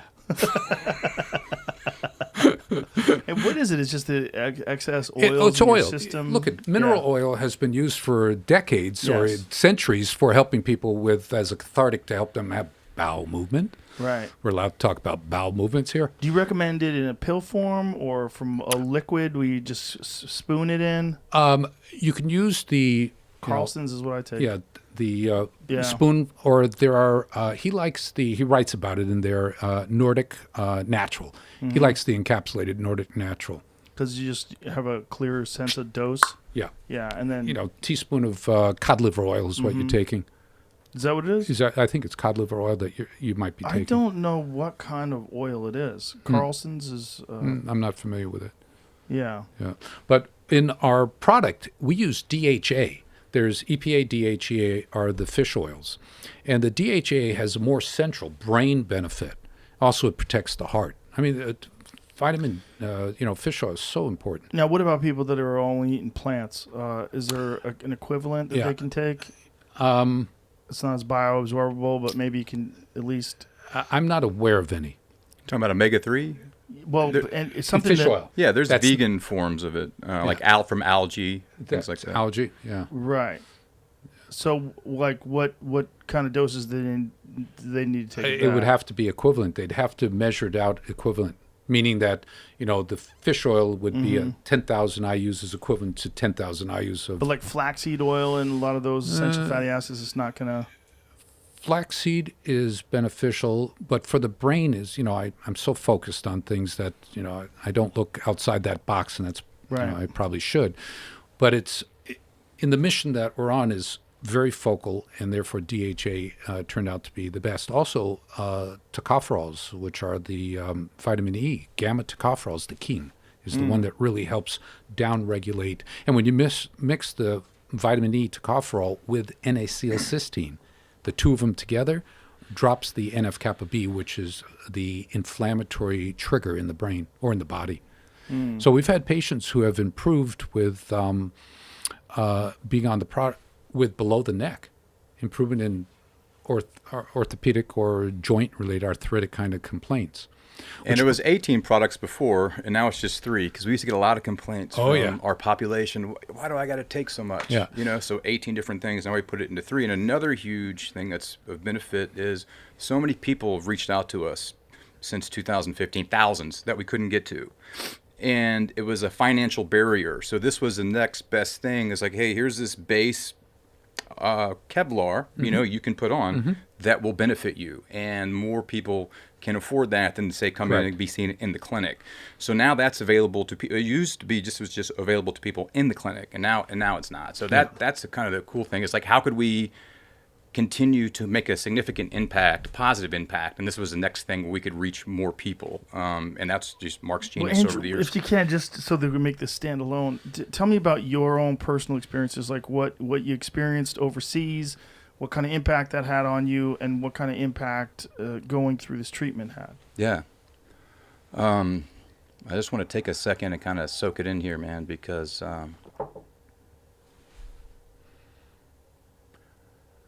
what we're about to convey will no doubt alter somebody's life for the better. It will save lives. And I don't say that because I think that this is based off the last two of what's happened. This information will come out and people's lives will be turned around. And so it just touches me to know that. And to be where I was in 2014, when I was pretty sure that I was going to have to take my own life because the negative effects that I was having on my family, which seemed to be out of sight of my conscious control. So high level, I spent about a decade in special operations. I was exposed to a lot of explosive blasts. So, those guys were elite performers in situations of life and death. So and that's pretty consistent with my entire life up until a certain point. So I went from this high-level performer without a scratch on my body, no physical impairment, to being on 13 different medications. I was labeled with 30-plus disabilities, and I was just an absolute nightmare. I was plagued with anxiety and depression. My cognition had just gone by the wayside. I couldn't remember anything. It was just an absolute disaster. And going back to the film that we have out now, Quiet Explosions, I remember watching a documentary film, and I won't give the name of the film, but I remember watching it and just crying because it was showing all these NFL guys and WWE wrestlers, and that had CTE, which is neuroinflammation, and it's showing, hey man, here are all the effects that are coming with CTE from secondary to head trauma. And there's nothing that you can do about it. Once that clock has started, you have about 10 years till you're in full-on dementia, and you're just riding it out. Hopefully we can make life comfortable for you until you're in full-on dementia. And I can remember being 32, 33, and just thinking, like, there's nothing we can do. So the information that we're about to convey, it didn't exist in the public domain like it does now. You feel like you were on that path? 100%. 100%. And you hit the brakes? Yeah. I mean, it was 1 foot in the grave, no doubt about it. And, sometimes we need a wake-up call to wake up. And I got, it was like I lost my identity. I thought the system was mistreating me. My boy became very sick, forced to medically retire. I'm on the street. I can't put two and two together. Our source of income has just gone away, and I don't know what we're going to do. But I got to this crossroads. I was at my son's hospital bed, and I realized, like, if I had traveled on that same path that I was on, that same trajectory, I kept blaming all the things in my life that it was going to kill me. But worse than that, I realized at that point that I was of zero value to my son and to my family. So I made a promise at his hospital bedside, 3 things. 1, that I would return to the man in my pre-injury status. 2, that I would get off all that medication that I was on because it just turned my life from a very difficult situation into a disaster. And I did not care what had to be done to make that happen. What kind of medication did they have you on? Anti-anxiety, anti-depression. I was on insomnia, uppers, anti-convulsion. What was the word used? Dilatant. Yeah. That multiples of each of those. You know what I mean? And it just completely turned me into a different person. And that's where I really started to contemplate, man, I think it would be better off if I just ceased to exist. And I just made my mind up. I was like, after those 2 things are accomplished, number 3 is I'm going to turn around. I'm going to spend the rest of my days helping somebody else who's in the exact same position as myself. And how'd you find out about the treatment? So I started at that point looking for different alternative modalities because The only thing that we do, the status quo treatment for traumatic brain injury still, psychotropic medication and talk therapy, which in my case did not do anything to identify nor treat the underlying condition.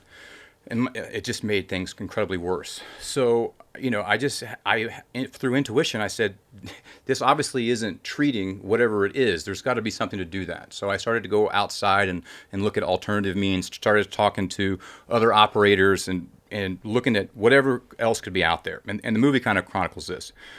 That led me and Mark to get together. I was down in a functional neurology place getting treatment down in Dallas, Texas, and it got some press, and Mark saw it and he wrote to me. And that's how we linked up. But the point being was we were able to institute, what he's talking about here.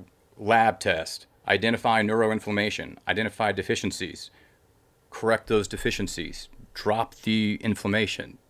And I'll be damned, I didn't turn around almost instantaneously. That's not special or specific to me. We've now replicated that over 400 times within the military and veteran population, and Mark's done it over 3,000 times. So the point being is like he said, we wrote Tales from the Blast Factory, and it was kind of to chronicle for as a how-to for somebody that was navigating this. That's the whole reason we did it. My brother was the force behind that, and these things I just couldn't believe. How well it did, and it ended up getting to this director, Jerry Shear, and she said, hey, we got to turn this into a documentary film. And we were thinking, we were just focused on specifically veterans, military, athletes. This is a much big societal issue or problem, and we'll probably go in that direction and explain why. But we said, hey, is there a way that we can encapsulate and communicate these very advanced neurological concepts into a compelling story for the first time ever on the big screen and counterbalance some of the information that's out there with actual hard-based scientific evidence and show people going through this process and actually coming out better on the other side. So that's what it's about. There's 10 different stories there. We have some of the top medical doctors, clinicians, neuroscientists, researchers in the film as well. The film chronicles former NFL Super Bowl MVPs, top big wave surfers, operators, and everybody in between. And that's what we wanted to show and provide answers. Whereas before, in 2014, you are relegated now to a psychological box, and here's all the medications that you're going to be on. There's no alternative to that. So this is an alternative saying, hey, this is real. The evidence is real. The science that already exists is real. Here's these people's real stories, and here's what's going to happen. So it takes all these very advanced things and this beautiful story that Jerry did, and it conveys it in quiet explosion. So, that's the beauty of that, and it continues to show, hey, everybody, no matter if you're an NFL MVP, operator, or an accountant, rock bottom looks the same for everybody when you're overcome with this. And here's the answers, here's the hope, here's the healing that can come out of it. And here's how you can get more information on it. So, that's the project that we're currently, we've been engulfed in the last 2.5 years. That finally just came out last month. And it's won we only got to put it in 2 film festivals, but it won both film festivals that it went into, and it's just been doing magnificent. So we're just excited to bring this information out to the world. So now it's out there. They can go out there now and say, okay, well, if I want more information, you can find it. But it didn't exist before. For the first time ever, not only do we identify a problem, we show a actually scientifically and evidence-based solution to improve quality of life. And that's just so incredible. We're so excited about it. If you're out there, you don't have to be an operator or even have had a head injury to enjoy this film. You're going to find it incredibly inspiring, compelling, educational, all at the same time. So it's a phenomenal piece of work. Now, there's no way you could take care of all these different soldiers that have all these issues. So are there other doctors that are applying your protocols? And Yeah. In 2015, I released the book TBI, Clinical Approach to Diagnosis and Treatment, which was the foundational literature with 1,600 articles in it, to start the process of training doctors to replicate what I've done. And what happened was a lot of the doctors found that the information was too overwhelming. So about 4 years ago, started writing a program and a software package, which is an expert AI system for not only TBI, but for also TRT, HRT, wellness, age management, anti-aging medicine, so that you put in all the parameters that you would do with a patient sitting in front of you, their laboratory results, medication they're on, and it would analyze the information for you. So it took me, 30 years to get all the algorithms together, and then 4 years to consolidate it into a software package. I hired wonderful program, Sam Nee, who has taken it to build the interface so that it's available. So launched it, 3 months ago, launched it on the in the cloud. And it's right now, it's free for doctors to get access to it, to play with it, to see how it works. And it's preloaded with all the information. So building this system, like my daughter Allison took over all my civilian patients in January last year, so I can focus with Andrew and I can focus on just the military. It took me about 18 months to train Allison to become proficient, and now she's become really, really great. And the software package does it in 15 minutes.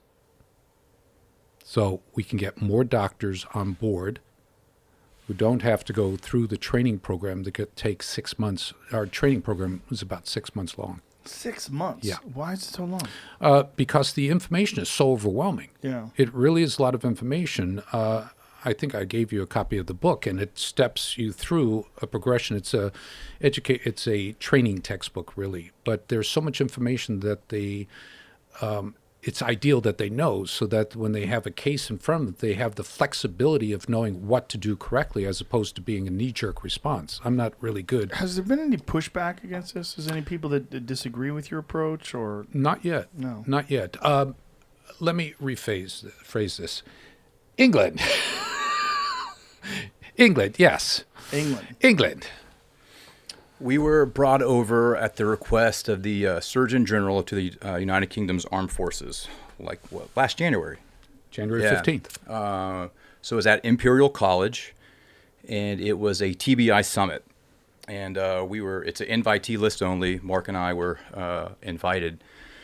And it's at they have a center for blast trauma there at there. And so they wanted to look at neuroendocrine therapy and a couple of other MEG, Meg scan. Mm-hmm. So they brought us there. And the reason why we were there, Joe, is because we had helped a number of SAS guys, and they had phenomenal turnarounds. And they said, we've never seen anything like this before. And that kind of started the dialogue to bring us over. So the point being is there is, in the UK, it's run by the National Health Service, yeah. And all the major decision makers were in this room, which we were at. And I spoke, Mark gave his long presentation, and then kind of the establishment would get up and talk. And there's kind of a line here, and the line is their kind of thesis is that all of the issues, the psychological issues one has after they have head trauma, has nothing to do with their head trauma. It has to do with them being psychologically, having a psychological duress in distress. And it says, yes, we know they've had a head injury. All the issues that you're having, anxiety, depression, post-traumatic stress, all the other things, is due to psychological duress. And therefore, what he's practicing is pseudoscience. And so we were able to present our case. Mark gave a beautiful presentation. And then, I shit you not, for 2 hours, these two sides went back and forth. And the animus and the hate that was coming out of that room directed at Mark for applying what he's doing here was absolutely mind-boggling. I couldn't believe it. And to think this is the way that science and they're making decisions there on the policy that's going to be influence a lot of people. And it was shocking to see how it's done behind the curtain. Which is not science-based, because you're talking about different people have different experiences, or different reactions to similar experiences. There's a lot of operators that I know that have seen some horrible shit, and it doesn't fuck with their head. They sleep good. The real issue seems to be that some people don't, and some people don't have the same reactions psychologically. But when you're talking about physical manifestations, when you're talking about real physical reactions that you could track with measuring inflammatory markers in the blood, measuring the decrease in those markers through these therapies, and showing the positive impact it has on people's lives, the fact that that's disputed could only be ego. They refuse to look at the markers. Is this because they have an idea that they've been teaching? Yes. It's because And that this is contrary this to that thesis was contrary to theirs, which means money would go to us to do a big project over there, which was in the works, and it means the money would go away from them. Oh, there's- okay, so there's money. The head guy is psychiatrist. Huge. And- We're talking huge amounts of money here. Yeah. And it was there like, hey, these are the policymakers. This is fucking scary. Let's make some changes. Yeah. We're presenting hardcore science. I saw it with my own eyes. I'm here to report on it. And it wasn't like, no, we're making these conclusions because we have all these objective markers that we tested on. No. Yeah. We don't count what you're and saying. this is only in England, Yeah. Yeah. Yeah, well, this is which is weird because that's where you have free medicine. Yeah. Yeah, This but is that's at the Imperial point. College. It would cost them money to do what we do. So it's better to call them a psychiatric. So the minute same thing that happened in 2012 here with 410,000 vets who came back, or military came back to the United States. 380,000 of them were declared as being PTSD. And then a year later, they found that those that were diagnosed with PTSD really were post-TBI. They were traumatic brain injury related. And it means that if you look at the cost for doing an assessment for someone who has PTSD, let's say, is less money than someone who has a traumatic brain injury. It's more money to put them through traumatic brain injury. So like $16,000 a year, I think, is what the Congressional CBO, Budget Congressional Office, Budget Office said. So But- $16,000 a year for how many different soldiers Per. per? Per. That's a lot of money. Yeah, that same $16,000, when Andrew and I were invited to spend 3 days with number 43 Bush, we shared with them that we can take that $16,000 and use it for 3 years. And hopefully at the end of 3 years, they'd be able to stop their treatment or diminish their treatment down to very minimal products to help them to maintain their quality of recovery. But, it's uphill, and it's also because I opened my mouth and said I don't really believe in PTSD. And the reason why I don't believe in PTSD is because we've now found a chemical called fractalkine, which is part of that immune system, that if you have chronic stress, this chemical, fractalkine, disappears from the brain. And when it disappears, the inflammation shoots up. Fractalkine has control over a cell, the white blood cell in the brain called a microglia, that stops it from dumping these cytokines.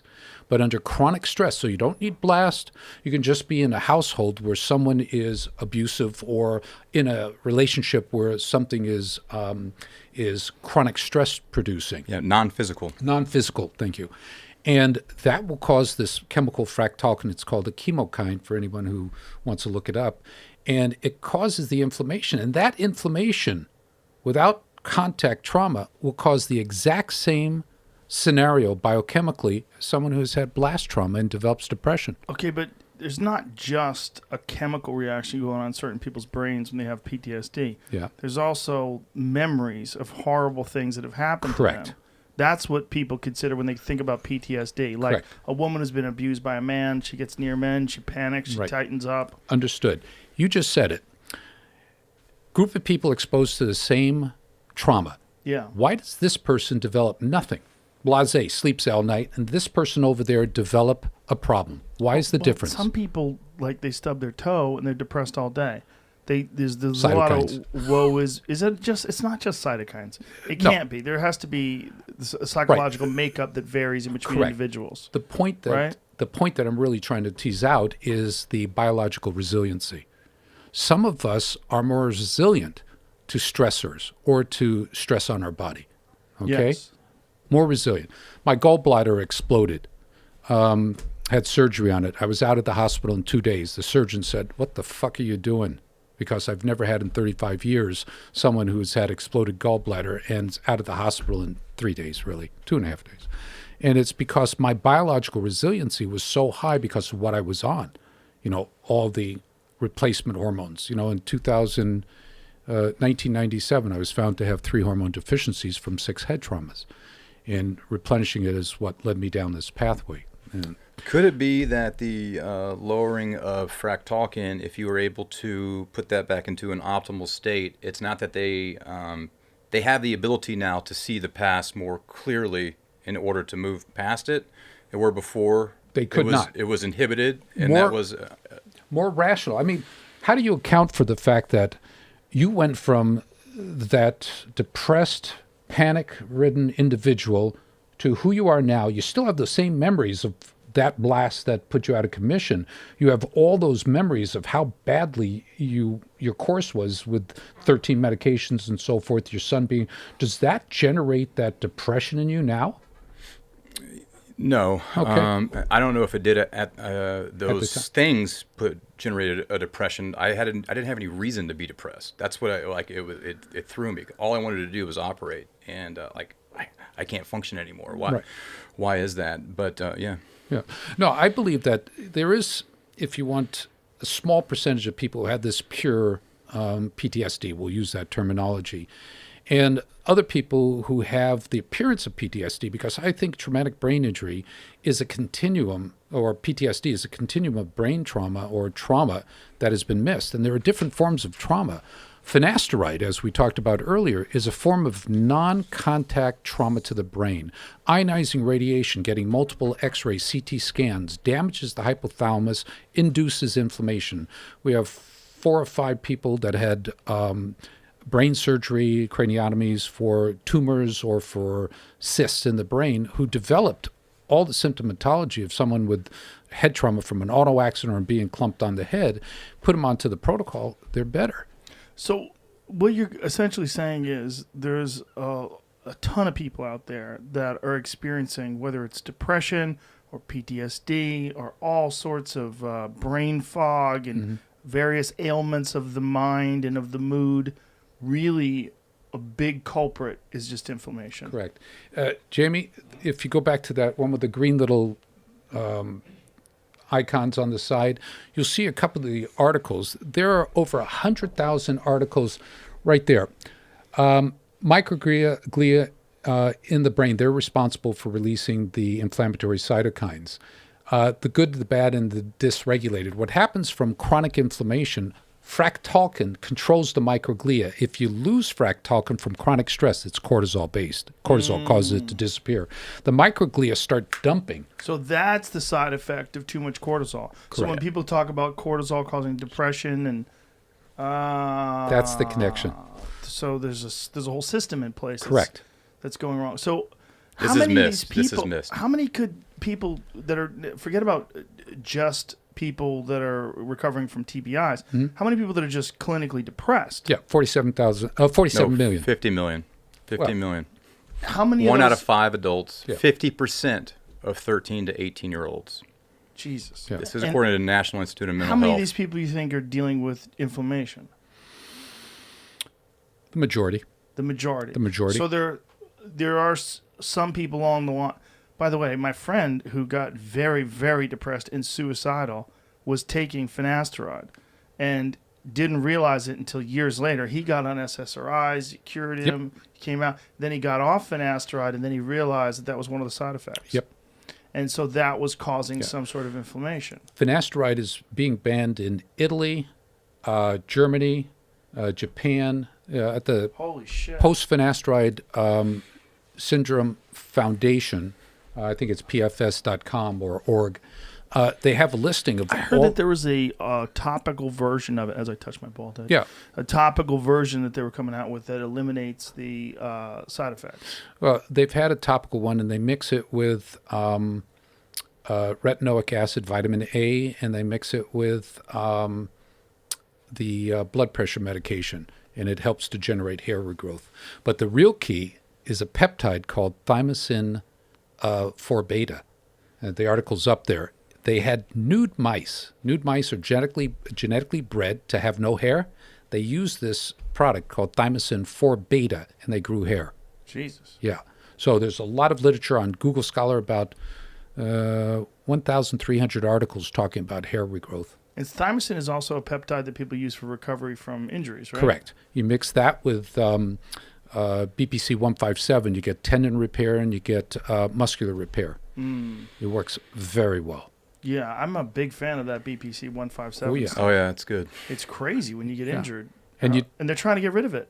Yep. The FDA is trying to ban it. Yep. These motherfuckers. There's an organization, Dr. Edwin Edwin Lee in Orlando, Florida. He's an endocrinologist. He wrote a book on, I think I might have sent it to you, on peptides. And You did. Yeah. Yeah. And he has the Clinical Peptide Society. I'm a consultant to them because of the work we do with peptides.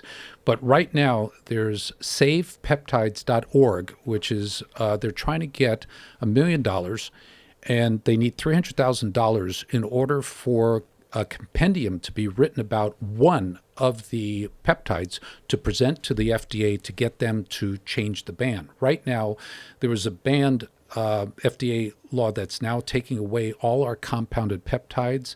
Inclusive that is beta-HCG. Why would they do that? Why are they wasting money on this? Where's the bodies? So many people are getting recovery from these Because they peptides. It's not a good control business it. model. They You can't think that's control what it is? They can't control it because the So they're getting pressure from some other pharmaceutical. So the peptides, they fell into a category because they had to be less than a certain length of peptides in order to be in this non-controlled area. They changed those rules. So now all peptides are under control, FDA control. And the first thing they did is banned it. So they've gone after a couple of companies that we know of. So, Jesus. but the response, I mean, more and more articles are coming out, research being done outside the United States on BPC 157, IGF-1, LR3, which is long-acting IGF-1. IGF-1 is extremely important in upregulating the protein synthesis of our cells, so healing, repair, anti-inflammation in the brain. Is there any of those that are good for meniscus? Yeah, there's a study that just came out. I think Lee sent it to me. It's on the knee and pain. The knee and pain. The knee and pain, and the pain is due to either the medial lateral meniscus that's torn or frayed, and it's about healing it so that the pain goes down. So what is the best peptide for meniscus injuries? I think the combination of the BPC 157, 5 milligrams with 10 milligrams of the thymosin B mixed together, and then what you do is you take 3 cc's total, and you take 1/10 of a cc twice a day, if you can get into the joint. Into the joint. Yeah, So you want to do it locally? you want to do it locally. Because I've heard that doesn't matter. Some people No, it been doesn't argument matter. about that. Some Yeah. people think that you could do it.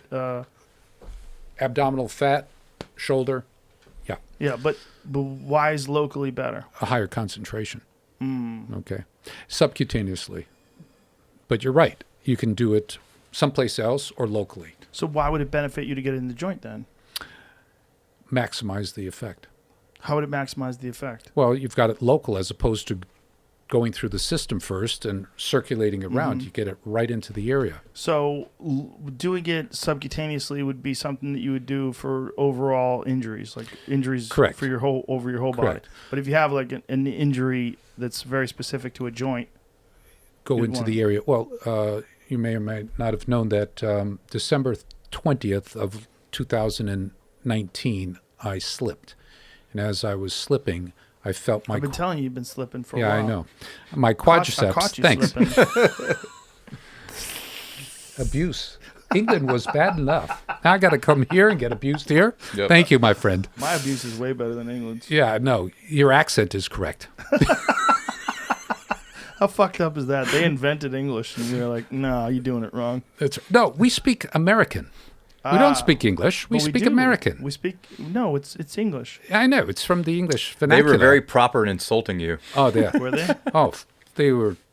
What did that one doctor in the corner say about... Well, what did he say about the results? I presented to him 459 guys who had a 78% improvement in a year. Okay, that was our 2019. In comparison to what is No what they get- improvement. Yeah, No improvement.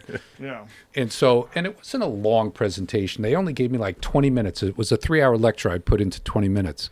20 minutes for you is like a couple of blinks for yeah. the average person. Like, So, but it you was can go. good, right? But one guy said he appreciates. What did he say? He was sitting closer to him. He was just appreciated insulted. your willingness to work with people who needed help, but he didn't believe a word you said. Hilarious. Yeah, and there were like 4 or 5 docs that did that. But that's fine. Did you call them out on their motivations? At the end, I basically said to my colleagues across the aisle or across the pond that if they continue on the paradigm that they're working, they're going to have as many suicides as we have in the United States, because there was no rationale. It was a psychiatrist. What's the scientific evidence a psychiatrist used before he puts you on, not you, but puts a person on antidepressants? What's the science? There's none. What's the objective You, science? you feel bad. It's his perception. Yes, exactly. Here we have hard, objective, reproducible, clinical data. So I presented 459 cases, filleted out into age groups, into what percentage of the people did best. Our failures, I mean, we have failures. Our failures are 24 people out of 459 were due to their being on medication that blocked our treatment. There's certain medications we've learned. What medications? One called gabapentin. It interrupts GABA, which is extremely important for sleep. So it substitutes in. Did they put you on gabapentin? No. I don't believe so. Yeah, so I didn't go in What's the benefit of gabapentin? for pain and for sleep, for chronic pain and sleep. That's what they're using it for. But the Surgeon General loved what he heard, and Yeah. we actually won him over. Yeah. And we were going to do this big study in Birmingham, England, like over 4 years. So the Surgeon General loved it. Yeah. And who didn't?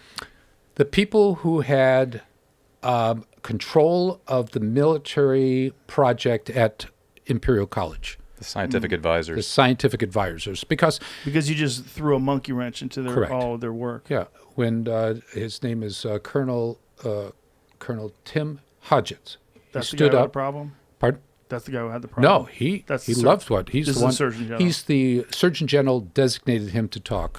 Reed, Alistair Reed, Reed yeah. was the Surgeon General. Was the Shout Surgeon out to General. Alistair Reed. Yeah. So Yeah, he feels like truth. yeah, Let's do it. yeah. So I have Shut all those the guys. Like he documentation came that in, they shut sent them us. up, and said, "We're doing this. We're doing it in Birmingham." Really? So what I promoted to do is It's is since we'll got shut pay. down. They shut us down. Yeah, they shut us down. Why'd they shut you down? They came back afterwards, the advisors, and worked however they worked it, and got them to agree that we They shouldn't didn't do want this. someone from the Americas coming over. Isn't that always the case in a movie where you have these like stiff British intellectuals who just don't buy all this new research and they do whatever they can to stop it? And Except this Yeah, really happened. ultimately- Yeah. it ultimately Like we were turns out in to real be time. true. Yes. Yeah. Do you know the Wild. story It's of? hilarious when those kind of stereotypes. Do you know become the true. story of Igor?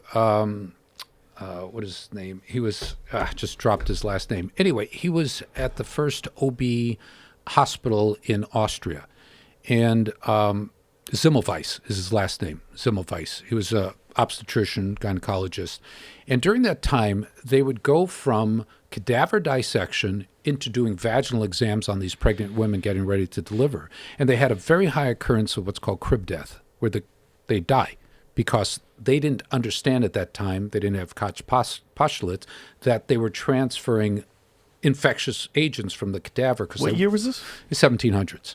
They didn't wash their hands. Right. So Zimmelweis, what he did, he says, let's put lemon juice and lye together and we'll wash our hands. And he took a 20% death rate down to less than 1%.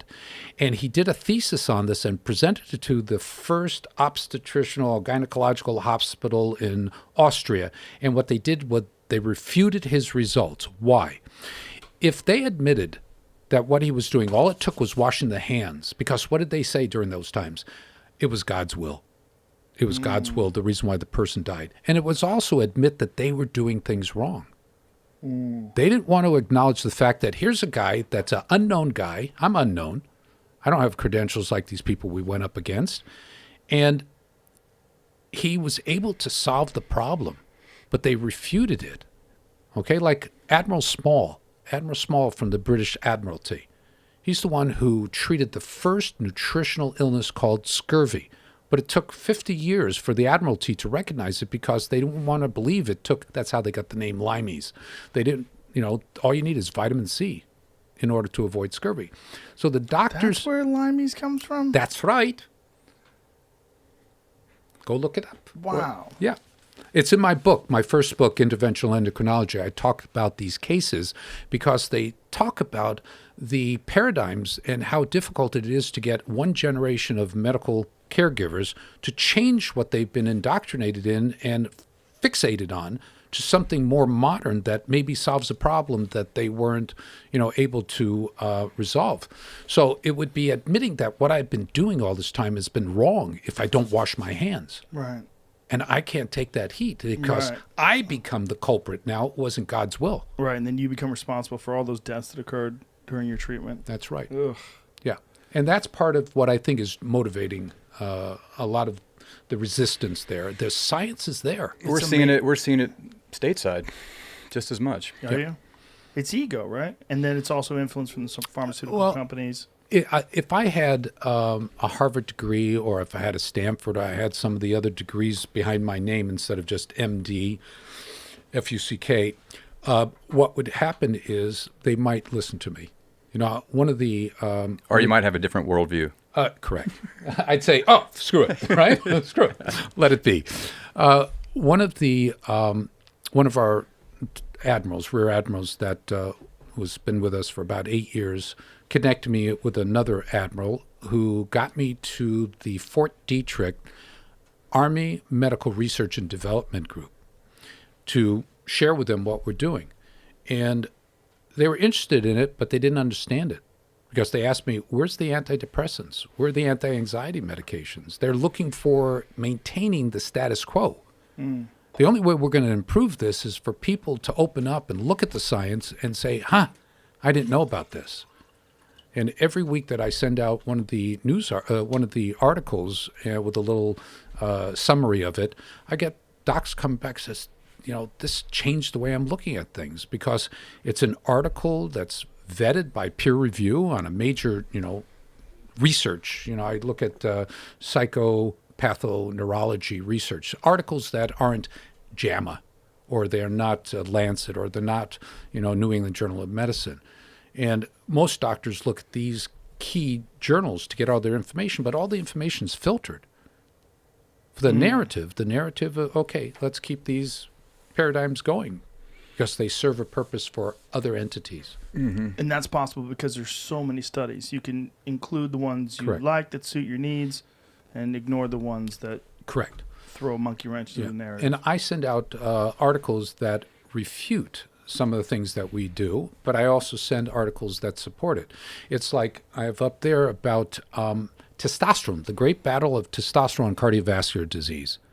The article that I shared with you there actually shows how important testosterone is for protecting the heart, how incredibly important it is. That's funny because a lot of times you hear people say that people that supplement from testosterone or supplement rather with testosterone, you're putting yourself in danger. Right. And if you look at the 3 articles that were the negative articles that made the FDA put a black box warning on testosterone distribution, stating that it can increase cardiovascular risk, the real issue was the group that had the increased occurrence of death were people who already had cardiovascular disease, heart attacks. They already had bad functioning hearts. So what's the negative? In some people that are put on testosterone, it causes sodium and chloride to be retained, and that causes fluid to be retained. So fluid overload puts the heart at risk. Not everybody has this effect. It's called mineralocorticoid effect. So if you find people who are on testosterone who find that they have a little puffiness, suprapubic, fingers, or on the legs, is because they're one of the people that, individuals that retain sodium. And what you do is put them on a Lasix or some diuretic 3 days a week, cycle for a couple of weeks to get rid of the extra fluid. Now, but what about people that are like bodybuilding, where they're taking ridiculously large Yeah. doses? Yeah, some of them take diazide to help with the fluid, and a lot of the guys don't have the fluid No, retention. but I mean for heart disease. Oh, for heart disease.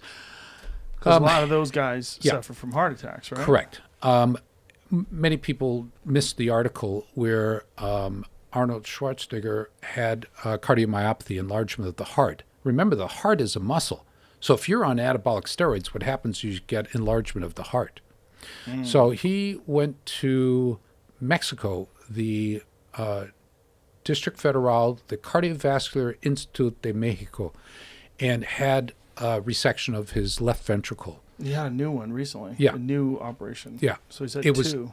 it was originally developed in Colombia. American doctors, this is 15 years ago that the article started coming out. They went to Colombia, I think it was Colombia or Uruguay, and they learned this technique. They do a wedge resection of the heart. They take a section out and they sew it back together. Jesus. Yeah. They take a slice out of your heart? Yeah, it's a myomectomy. They take the muscle out. Yeah. What happens is when the left ventricle gets enlarged, the valves can't open correctly. What's it called? IHSS or IHHD, it's some letters. My friend Everlast has a fake valve, and he puts the microphone up to his chest, and you hear tick, tick, tick, Oh, it's ticking. Yeah. tick, tick. Yeah, it's like a titanium Yeah. valve. Yeah. It's very uncomfortable. Why, he feels it? No, for me. Oh, for you to hear it. So take the microphone away. No, I want to hear it. I mean, but it's just like when you hear it, you're like, whoa. I mean, I don't mean like really uncomfortable. I mean like yikes. Like you just Yes. kind of, it weirds you out because he puts it right like on his chest, and you can hear it. It's Doesn't get lower. bizarre. Yeah. Yeah. They have, porcine valves. They've got a valve that has a loop on it with a ball in it. Looks like a ping pong ball. So Oh boy. click, click, click, click, click. Yeah, maybe that's what he has. I'm not There's sure. a ball and valve. Back to the neuroinflammation. Oh, though. yeah. Yeah. How wild? I mean, that is a major contributing factor to neuropsychiatric illness. Correct. And there's a whole bunch of articles that are up there that This talk is about be it. mind blowing, not just to people with TBI, but people that suffer from depression that are currently on SSRIs. Correct. Let me give a couple examples, Joe. We'll look at a micro and then we'll kind of break it out macro. But Special Operations Command just issued a study, suicide study, that showed that special operators are committing suicide 30% greater than the regular military. This just came out through Freedom of Information Act this last summer. So they went back, they did a psychological autopsy because so many operators were committing suicide. And they looked at 29 different suicides that occurred in a 3-year time period. And they went back, and I have it, I wrote an article on it as well. But what they found was that everybody who committed suicide were exhibiting what they called signs that were synonymous with suicide. So it's called it's isolation, substance abuse, purposelessness, anxiety, hopelessness, withdrawal, anger, recklessness, mood changes. Okay, so they said, hey, 62% of the people who committed suicide that we're looking at had at least one sign, and almost 50% had more than one. And of the people that we looked at, 1/3 were diagnosed with being clinically depressed. And so then they looked at and they said, okay, here are the other risk factors that we're finding in these individuals that commit suicide. Escalating conflict in relationships, financial issues, legal problems, lack of access to mental health care. And then they said nearly all the cases suffered from some form of emotional trauma following their first deployment. Interviewees typically saw changes in the soft member after their first deployment. So these are the main things that they said, hey, these are constant in all these suicides that we're seeing. And then they came out with like a 9-step recommendation. And the recommendations were the guys need to do active role playing when they get back. They need access to better mental health. We need to take away their access to lethal means, things like that. And the point I'm making is nowhere in here is it ever identified or addressed that there could be a neuroinflammatory condition that leads to these neuropsychiatric conditions that then leads to suicide. And why that's significant in this population is they are selected assessed and cultivated to be psychologically and physically resilient in very difficult situations. So the question I think we have to ask ourselves is, why is the Special Operations community, according to the Special Operations Command, committing suicide at a rate that's the highest in the military and 30% higher than everybody else? The answer that we know is because they live in an environment that exposes them to neuroinflammatory conditions. So that's a very specific thing right there that just blew my mind when I went into the research. It absolutely infuriated me to realize nothing is being done any different than it was 6 years ago, and the problems have even gotten worse. So then you look at, okay, like we talked about, 50 million Americans, 1 out of every 5, have a mental health illness. 50% of children. It's absolutely mind-blowing, and we know, I don't think Mark is saying that neuroinflammation is the factor. It is a significant contributing factor, and it's not even a main player in the conversation. And I think that's criminal. It doesn't matter. What are you going to do about it? And that's what our work has been focusing around, is showing, hey, there's actually an alternative to this, and we need to have an alternative conversation based in science, based in evidence, based in results. And we should be able to discuss that and put these things forward so people can have access to them. Mm-hmm. But when you learn this, it just infuriates you. Here's another one. The the Veteran Suicide Prevention Annual Report. This just came out in 2020. Now, the suicide rate has gone up since 2005 in the veteran community by about 6%. But here's the mind-blowing statistic. In the civilian population, suicide has risen almost 50% since 2005. It was 30,000, roughly 30,000, 2005 a year. Now we're over 45,000 a year. This is insanity.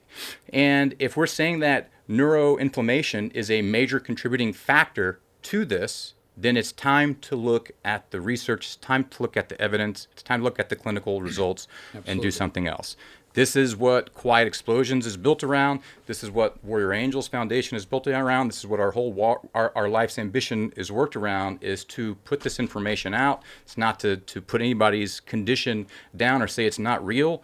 We're saying there's things out there that you didn't know about that could be contributing significantly to the negative state you're in.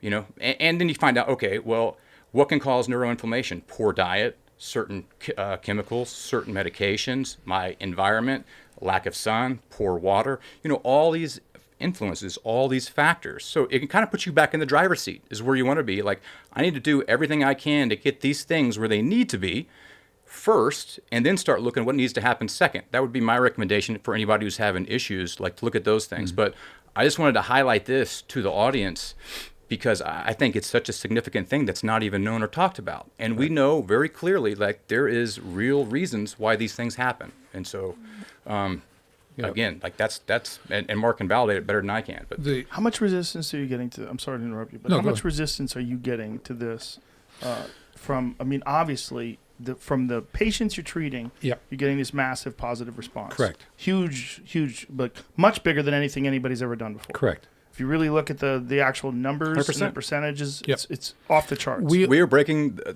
4-minute mile in this arena, because we're giving people psychological permission to do the same thing, and that's happening over and over again. When you have someone able to go to get dual masters at MIT and Harvard, who couldn't go to school before that, or one of our guys who just graduated physician assistant school, #1 summa cum laude President's Award, who couldn't do anything before that, or the SEAL who had multiple sclerosis, which is an inflammatory process. In 60 days, he was 50% better, because multiple sclerosis is an inflammatory process. Well, what is the standard treatment for multiple sclerosis? They give him a inflammatory blocker, or they give him what is it called? Gamma antibodies. They give them antibodies because it's an inflammatory process. And what ALS, inflammatory process. Parkinson's, Alzheimer's disease. Now they're looking at Alzheimer's and asking questions. Did you have any trauma in your past?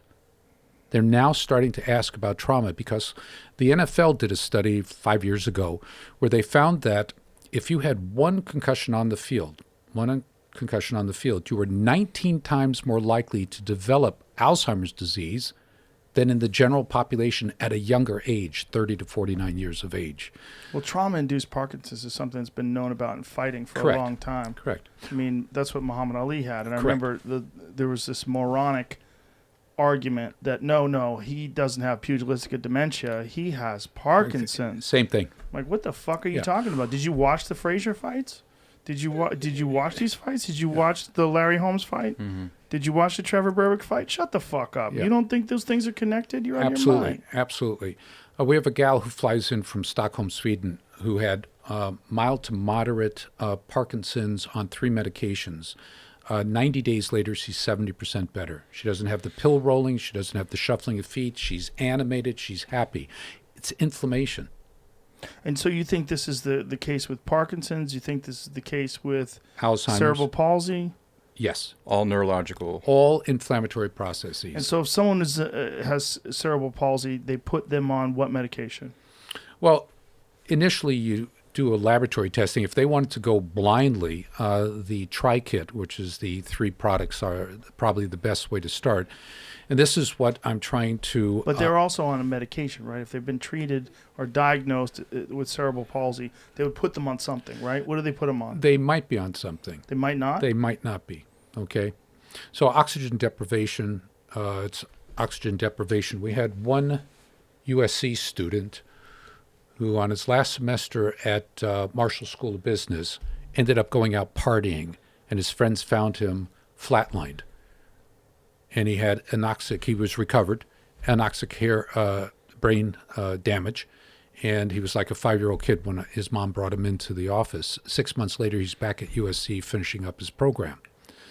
So it could have been that was his natural course. It could be that we participated in helping him to accelerate and better into improvement.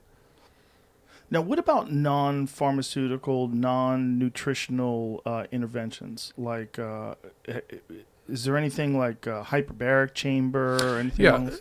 HBOT, that's... We have a whole section of that in the movie as well. Yeah. Dr. Shear is in Northern California. Yeah, San Francisco. San Francisco, who uses HBOT. And is that what you're saying? HBUT is hyperbaric chamber? Hyperbaric oxygen therapy, yeah. We have people who have done well with it. We have people who have done well, and then after stopping it, they reverted. It's really, in my experience, Dr. Shear would say differently because he does it daily. I see it occasionally. I don't see it being the key or a key, but I do believe that the combination of what we do with HBOT might be an accelerant, might be together beneficial to the patient. So it would be a study. We looked at it from the foundation's point of view because we wanted to do what was the most financially, best solution fiscally, as well as the most bang for the buck, which is going to give the individual the best return. And it wasn't because we just wanted to do marks. We looked at everything, and I've put myself in everything. It is the most sound thing you can do because it says drop inflammation, replenish what the brain's no longer making. What we found is over the years that if you don't do those first 2 steps, all these other modalities, if there's any type of benefit, it's not sustainable. Right. So this is step 1, and those other ones will could potentially magnify the effect. Now, that's just my observation, but that's how we looked at it as an organization to put our money behind. Yeah. Electric stimulation of the brain. I did a lecture for the International Society of Neurofeedback and Research. And we also had the top guy on Quiet Explosions for that as well. Yeah, and the issue was they would do this electrostimulation, but it wouldn't hold. They do, 50, 60 sessions of it. It didn't hold. And the reason why it didn't hold is because the inflammation doesn't allow the neurons to function optimally. So in correcting the biochemistry of the brain, what happened was you were getting a better sustained benefit from the technique, from the technology. And this is something that, they're starting to look at. We're starting to see other entities that are talking about the neuroendocrinology that we started doing back in 2004, starting to see it's a key player. The only resistance that I would see coming from this is people that have a vested interest in continuing the path that they're on now because they've got a financial interest in that. And also that you're going to have to train so many people and it's complicated. Yeah. Well, that's why the program. But is there resistance? Like, are you getting some from the United States? Are you getting some? I mean, how many people are aware of this, other than the podcast that we've done, Right. and all the information you've gotten out there, and your documentary, and Because of you, we're in about 34 countries. Our knowledge about what we're doing, and I send out newsletters to them to let them know that eventually we're coming. We hope that the England, UK project would have been the forefront. wake up, England, Yeah, wake the forefront. fuck up, bitch. Yeah, I've been working with a group in Madrid, Spain, who three doctors I've trained there because their medical restrictions are less than in the UK. They're more latitude to do things. Canada, we've got 8 docs that we've trained there, but they're very restrictive. DHEA and pregnenolone is by prescription only. And and by prescription only, and is compounded there. Meanwhile, In weed's legal through the whole country. Yeah, it's crazy. Australia, it's illegal DHEA because it's a precursor to testosterone. What? In Brazil, Anna, DHEA Brazil is illegal in Australia? and It's really complicated. illegal in Oh, Australia. in Brazil. Illegal in Brazil? Wait a minute. In Brazil, you can get steroids. DHEA is illegal. What? Yeah, steroids. I don't know about steroids there in terms Pretty of sure you can get steroids. I think it's like legally. Mexico. Oh, I think it's one of those deals. just walk into a pharmacy and I request it. don't, maybe it used to be, and maybe it changed. I'll take some I haven't Trebolone. been to Yeah. Brazil in a while, but Yeah. I know they call it the bomba. And it's Bomba. bomba's. We're not waiting on the government or any governments. We're going to continue doing what we're doing. If it's got to be grassroots, it's got to be grassroots. Yep. We have a strategic plan to expand what we're doing and to grow it. But we're not going to wait for the government to come So if- get involved. If you are a veteran and you're somewhere in this country and you don't have access to Dr. Mark Gordon, what's the best resource? What's the best way to get started? Well, they can go to the website and pick up a lot of information from the tbihelpnow.org. And there's information about our tri-pack, and that's what we're doing right now, trying to get the impediment to starting our programs by having the core product readily available. And that's what the studies that we're doing last year in Kentucky and now with the Marines and then with 2 other organizations, military organizations, to prove We're just going to say we're going to prove this out. That it works. These statistics through special operations. We're going to do through our own funded work. We're going to prove that we have a significantly better solution. correct. And these products aren't lining my pockets. The money is used. It funds our mission. Yeah, it funds my practice to be able to extend 81 people last year. I know you've treated a shitload of people for free. It's very admirable the way you do it, the way you handle things. Yeah, I only need 1 bottle of scotch a month, so I'm cool. And a lot of times people just donate it. That's nice. But yeah, We'll work for Scotch. What's that? Yeah, oh we'll yeah, work for As long as Scotch. single malt Scotch is well worth it. But the mission is what I've done is I've written a grant application for the Department of Defense, and haven't submitted it yet because I need some help. And one of the congressmen in the area that I live in, California, has stated that he'll help me once he was reelected, and he was reelected, good Republican, and he'll help me to get the final parts done so I can submit it. Well, now that you're in Houston, you can also get Congressman Dan Crenshaw. I'd like to. I would love to connect you guys. I'd like to. Yeah, I'd like I'll to. send him this and Okay. connect you guys together. Yeah, it would be great. I've sent him a copy of the book. I think we both sent him a reached out. DVD. It hasn't. And then a couple of the SEALs who know him personally have reached out for him. But there's the turmoil that's going on in the United States, I think. There's turmoil? A little bit of turmoil, yeah. What's going on? I don't know. But Something that's what they're crazy? telling me. There's a lot of craziness going on. And I think that's... Was there an election or something recently? who won? I think it's under dispute. Oh, according it's to some under dispute. people. Okay. Yeah.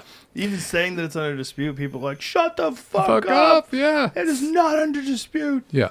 Or it is. So They the, stole it. There's 2 camps right now. yeah, so the tri-pack is available online, and you know, It's what we're leading with right now in our non-office base because I can't practice I in every understand. state. So Is there a list of affiliated doctors? yes, they go to that team on the website, and they'll see in every state where we have a trained doc. We have international group that's growing. How many trained docs in the United States do you have currently? I think there are 53, 54, and I've trained over 600. Oh, that's great. Yeah. So They take the class, they read the book, take the class, and then take an exam, which can take 3 days to complete. So the 600 is worldwide. Is that what it is? No, that's as many that you've trained. That's that how many I've trained. How many? They're not all practicing. No. Okay. Yeah, that's the problem. Yeah. Because the information is so overwhelming. That's why the emphasis went into the program to make it Right. easier for them. I understand. So, if you're in an area within a reasonable distance of you, there should be someone who can help you. Correct. And hopefully with this program, and also I'll be training another group of docs in Miami, April 15th, on our protocol, and then introducing them to the computer program so they can use them both together, the didactic academic information and then the program to accelerate it. It's very bizarre to me that there's oftentimes these situations where one person and their understanding of something changes everything. That you have all these soldiers with TBI. You have all these people with traumatic brain injuries. You have all these people with clinical depression, massive inflammation. You talked about all the papers that are published that clearly point to all this science. But yet it takes one guy to put it all together and push it forth. And there's not a lot of people that are shouting out exactly what you're saying from the mountaintops. This is not, even though all that science is there. Right. I mean, this is all science-based. Yeah, and I think that the movie will help to open up the eyes and minds of people who do see the movie because it's so compelling. But that's a lot of responsibility for you is what I was getting to. It's kind of crazy, like that you are the guy. I got 3 daughters. Jeez, that's responsibility. I understand. I have This- 3 daughters too. Yeah, I know that. Yeah. That's why But if you need any help, let me know. What I'm saying is the responsibility of this. It's incredible that it's just you, that you're the one who's figured all No, this stuff it's out us. and put it. I understand, It's us. but I'm saying from the medical community, Correct.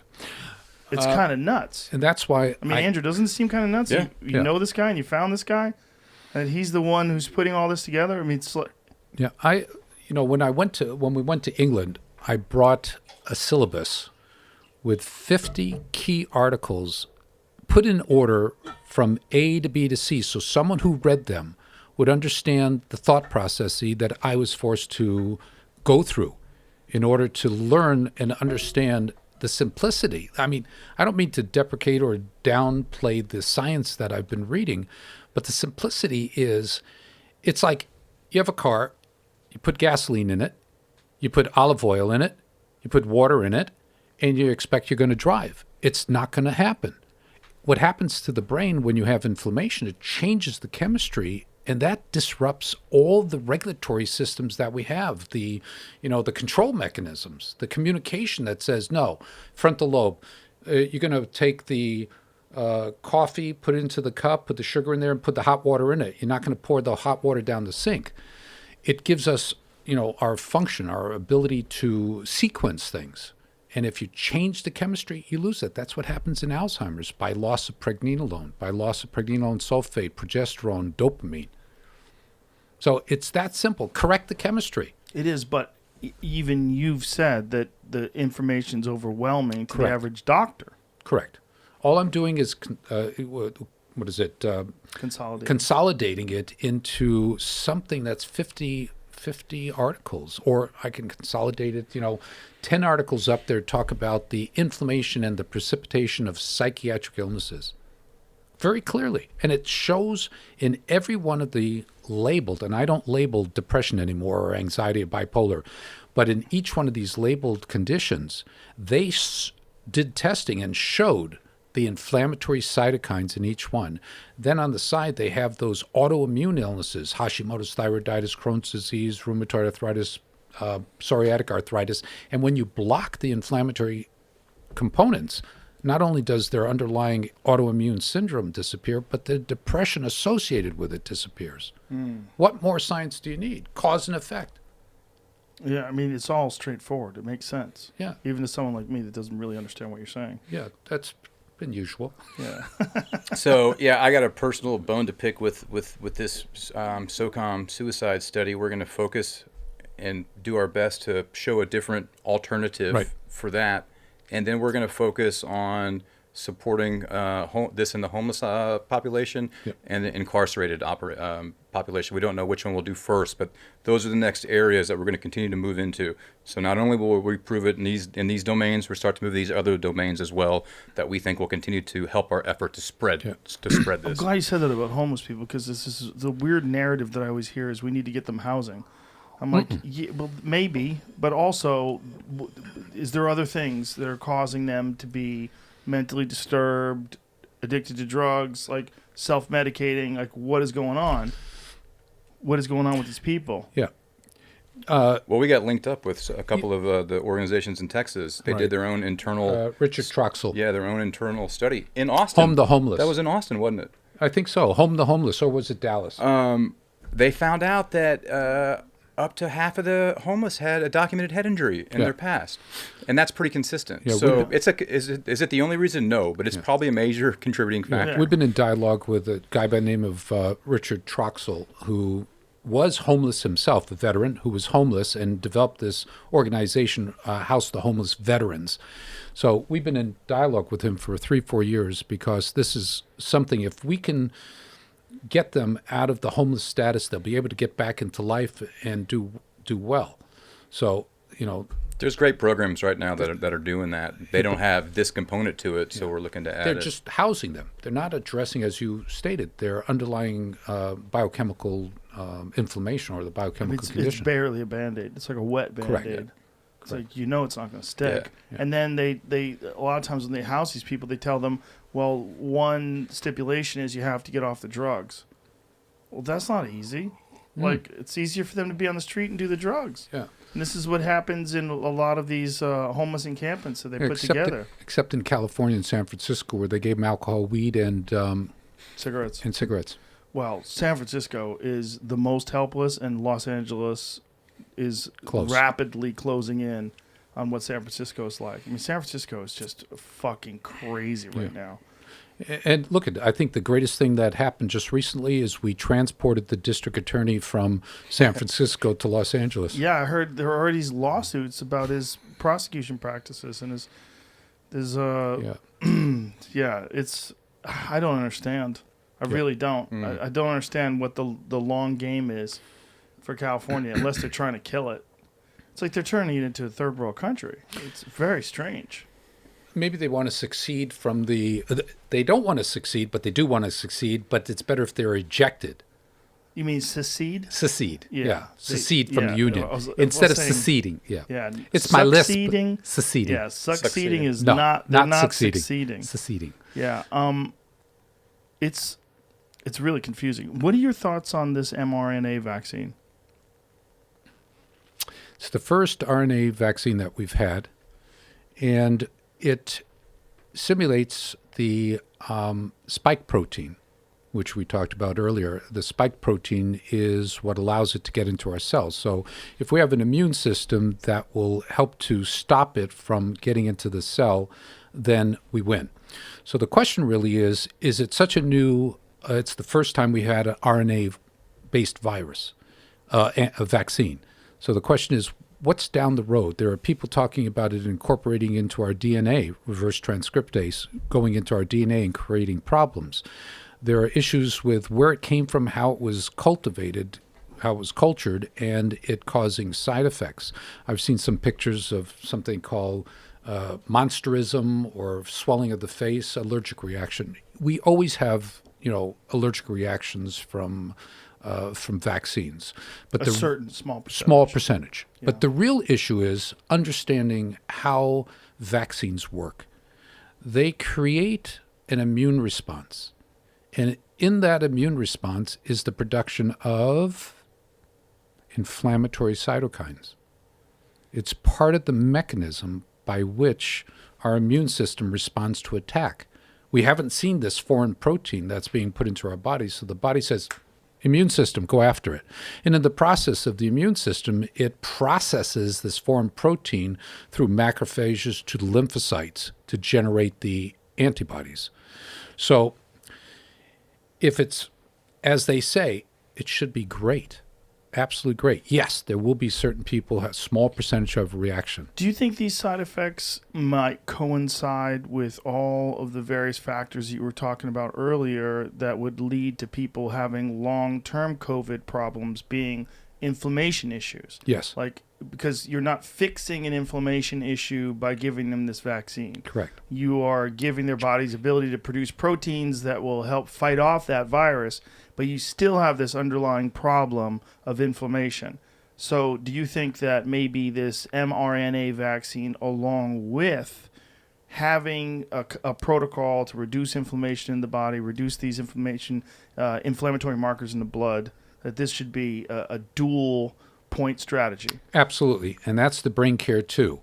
So what we're telling our patient population who have elected to go and get the COVID vaccine when it's available, they're already on the brain care 2, which has the anti-inflammatory products that help drop the production of cytokines to try and help mitigate some of the inflammation that is intrinsic to getting any vaccine. So if someone's going to get the vaccine without taking brain care 2, just Yeah. what are the issues that they need to, like, The stack. The stack. The stack. So quercetin, zinc, Vitamin D3, Vitamin E, and vitamin C. E, and fish oil, Yeah. ascorbate palmitate. ascorbate palmitate, Correct. and all those different things, and also reduction of the processed foods in the diet. Correct. And alcohol. Yeah, Diminishing and alcohol. all of those things would probably lead to, like, I think there was with the Pfizer or the Moderna that had an 80%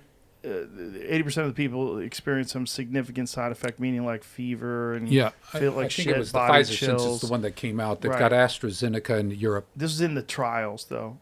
That Bill Gates was Moderna. talking about it. That there was Moderna, I on the think. second, was it Moderna? Is it the second vaccination? Yeah. The second dose Right. was where a lot of people had Correct. these body chills and aches and pains. You think a lot of that could be mitigated by reducing the Yes. inflammatory Yes. markers in the blood? Yeah, the second injection is to enact the anamnestic response, which means memory response. The first injection you get will create an immune response, but you're not going to get a really high level of antibodies to protect you. So on the second immunization, the body says, oh, I already seen this protein, foreign protein before, so I know what to do, so let's do it. So it produces an exaggerated, relative to the first immunization or vaccination, an exaggerated response, and that's why you get more of the side effects afterwards. One of the thoughts about why people are getting with the first shot symptoms similar to the people who get both shots is because they're not testing whether or not you've been exposed to coronavirus before. Remember, H1N1 is corona, SARS is corona. Remember that in 2009 or 11, they added H1N1 to our annual influenza vaccine, which is called a quaternary, four components in it. And a lot of people didn't even know that. So we're already being exposed to the coronavirus in a vaccine. So I already have that potential for an anamnestic response, the memory response. So when I get my first injection of the new Corona-19 virus, my question is it going to interact with your prior injection and create this overwhelming response? Okay? So I've got out to a couple of virologists, immunologists, whether or not that will work. Is this just part of the issue with something that's being rushed? That these things are things that they do consider when they go through a 5-year trial They period, do. like they normally do to create a vaccine. Right. How long did it take for the H1N1 vaccine to come out? People don't remember. 6 months. 6 months. But But it wasn't distributed. But you Why? say coronavirus, right? But H1N1 is a flu. Is it the It's same thing? in swine flu. It's in a family of these coronaviruses. H1N1 is. H1N1 is. SARS So is. even though it's a flu. coronavirus, right. Right. Because we generally, at least the uninitiated like myself, look at something like the flu virus and a common cold, a Right. rhinovirus or a coronavirus. Correct. We look at it in a different light. Yeah, they're all different. Like influenza A and B. It's different than rhinovirus or enterovirus. Different than H1N1. But H1N1, SARS virus, and COVID-19 are in the same. So it may be that people that have gotten a recent flu shot and then get the COVID-19 shot, they react. Yeah, that's my perception. And you think that that also could be mitigated by reducing inflammatory markers in the blood? Yeah. What really reduce it is when they have the finger antibody test that's accurate. So it would mean going in, it's a $35 test, I believe, to get your finger prick and find out whether or not you already have the antibodies against coronavirus. Okay, but they're trying to say that, COVID-19 is so unique, but in the coronavirus grouping, they all have the spike protein. The DNA is different. The RNA is different. That's the one thing difference. It's an RNA virus. Are you going to take it?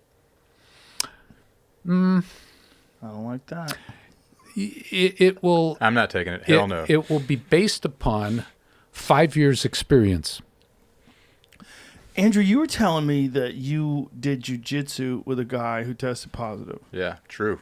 So when you were rolling with him, was he positive? Yeah, That's bananas. And you didn't get it. correct. Never had and I got tested multiple times, no symptoms, and it's because of everything we've been talking about, protocol that we're on. And a lot of our people are the same way. They're like, we never got sick. We were around people Wow. with COVID. Well, this And is that's as intimate as you can get without That is- penetration. that is so intimate. Yeah, my daughter Rochelle, in her job with her partner Ron, who gets full blown COVID, she had nothing. Why? She had already been on the protocol. And so you think that protocol acts as a shield and protects you from... Well, you need to see John Salu's 17-minute video where he talks about how it works. And Where can I see that? it's up there. I sent it to you. Point. If you go to TBI, He's pointing are we in doing the here? sky. what's that? There. Up at tbihelpnow.org. And it's under, not the science, the last one is media. It's under media. How bad did your friend get sick? The guy you were training with? He said that he had not bad at all. Keep he going. said if he didn't Keep know going. otherwise, Oh, right there. Go he up. wasn't worried about his daughter. He would have that been one fine. right there. Okay. Okay. Let's hear that. Play it. Oh, we don't want to do that. What's that? We don't want to play 17 No. minutes of it. Move it forward to about 2 minutes. There. Yeah, where it said zinc. There it goes. Okay. Look at the molecular biology of the cell once again.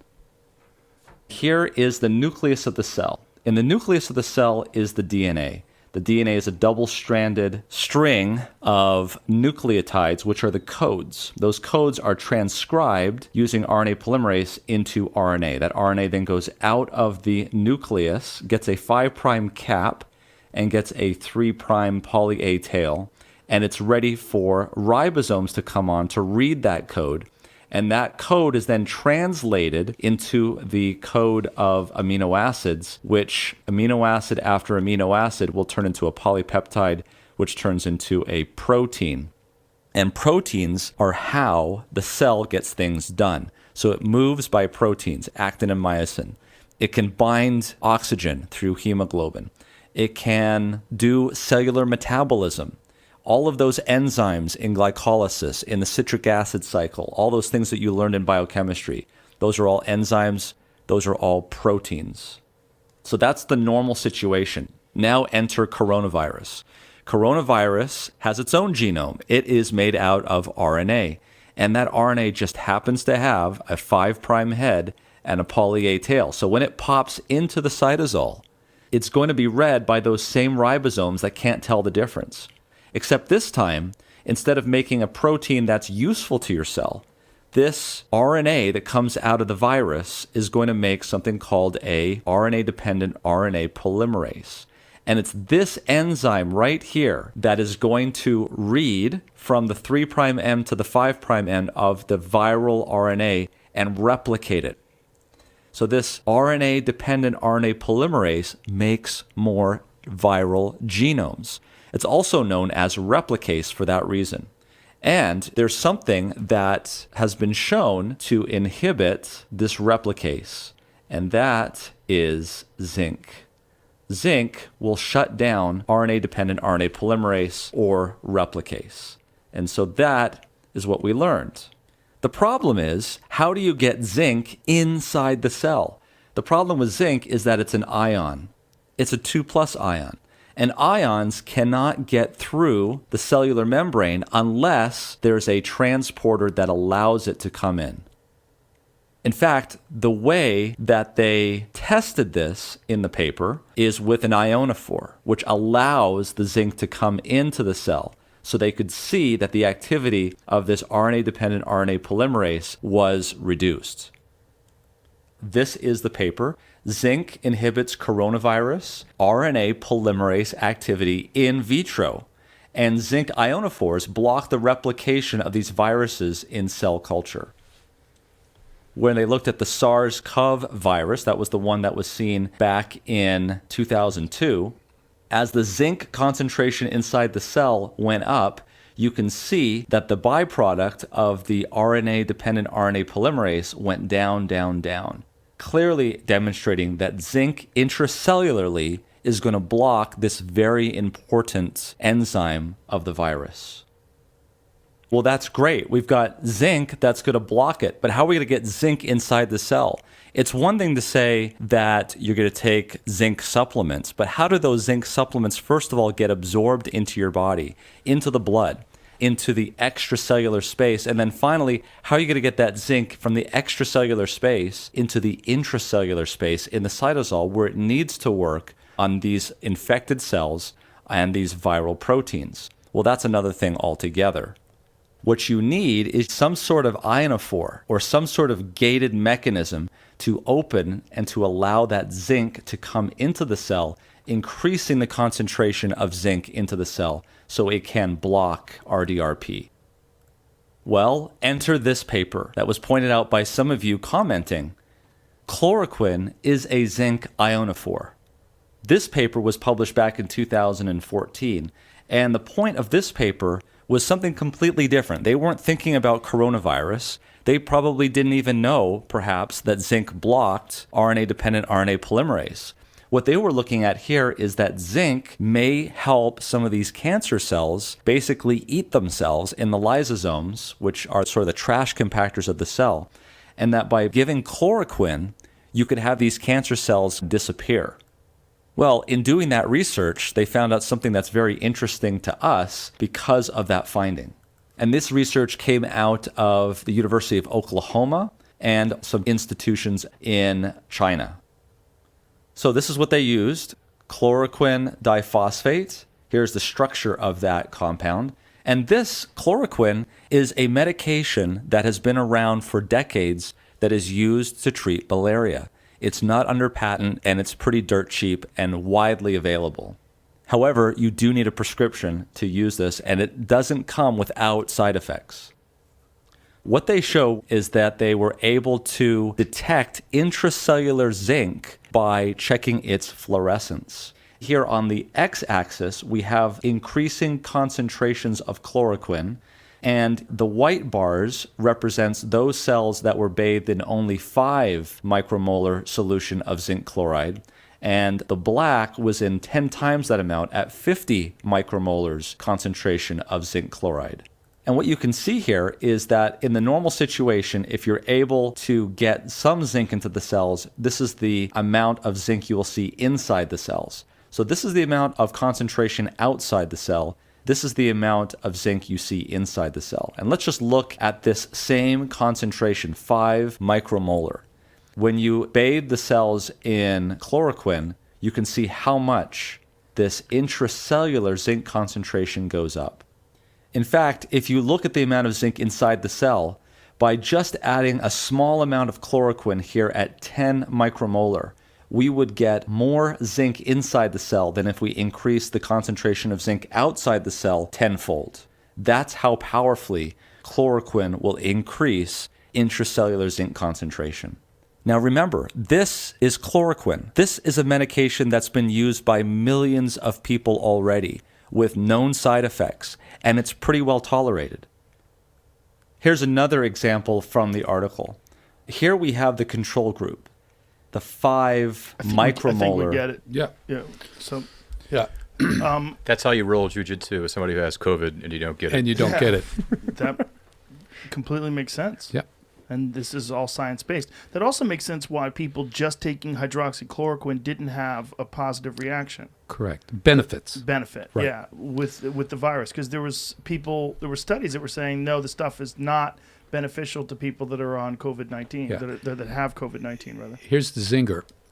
You need 1/3. zinc. Here's the zinker. Zinker.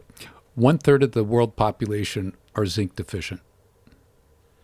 In our panel, we do intracellular zinc levels because it's important anti-cancer, antiviral, anti-dementia, anti-Alzheimer's, helps the pancreas produce insulin, helps the testicles produce sperm and It's often testosterone. mixed with magnesium. Why is that? Oh, why they mixed the two? Yeah. I don't get any with magnesium, but magnesium is a positive ion. ZMA? Ever It's see ZMA? Yeah, ZMA has Yeah. calcium, magnesium, and zinc in it. Yeah. I believe it's because they all are transported with inophore, and there's no inophore in it. Is there, so it doesn't really work. So it will. What they just showed you is some will get in, but if you wanted, that was the far Right. left bar, like this. Right. And then you saw this peak when they had the chloroquine. If you add green tea, curcumin, quercetin, bismuth, it'll help to increase the absorption of all of them. But you'll get a degree of absorption, as you saw, very little. So a lot of it's going down the toilet. So turmeric, green tea, quercetin, Right. something has to have. Bismuth. So when you're seeing these ZMA supplements or a zinc supplement, just taking a zinc supplement on its own is not really beneficial. No.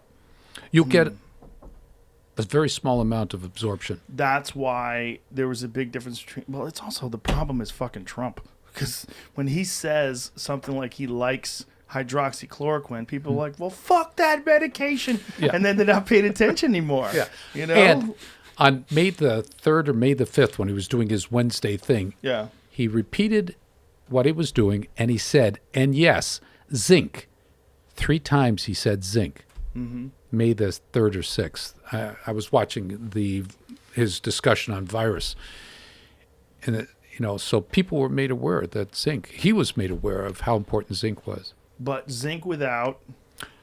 Hydroxychloroquine, bismuth, or inophore. Without an inophore, what happens is you get a meager amount of absorption. So radically reduced Correct. efficacy. Yeah. Yeah. And in something like ZMA, putting a little bit of quercetin in it or turmeric for all the benefits that are on turmeric would help their product in absorption. So should someone take, whether it's turmeric or quercetin or whatever these things, that you take them concurrently? Correct. Okay. You take the zinc and, turmeric or zinc as we do with the quercetin. And if you, Brain Care 2 has EGCG in it. So that's the green tea extract, EGCG. So it's a concentrate. Well, I think overall this podcast has been very beneficial. It certainly helped me a lot. I understand a lot more of this zinc stuff and the quercetin and just so many different things. And I'm so happy that the message is getting out there that there is hope, that there is, for all these veterans, all these people suffering from TBIs and a host of other issues, that there is some hope. There's something you can do. There's a lot of hope. In April, was it? In April, you were going to host at the American Legions in North Hollywood the launch of the Quiet Explosions. Yeah, right before we got shut down. Right before we got shut down. Yeah. And what happened was Andrew was like, fuck it, let's do it anyway. I was like, oh no. the night before they closed it, he calls me, says, "We're doing this.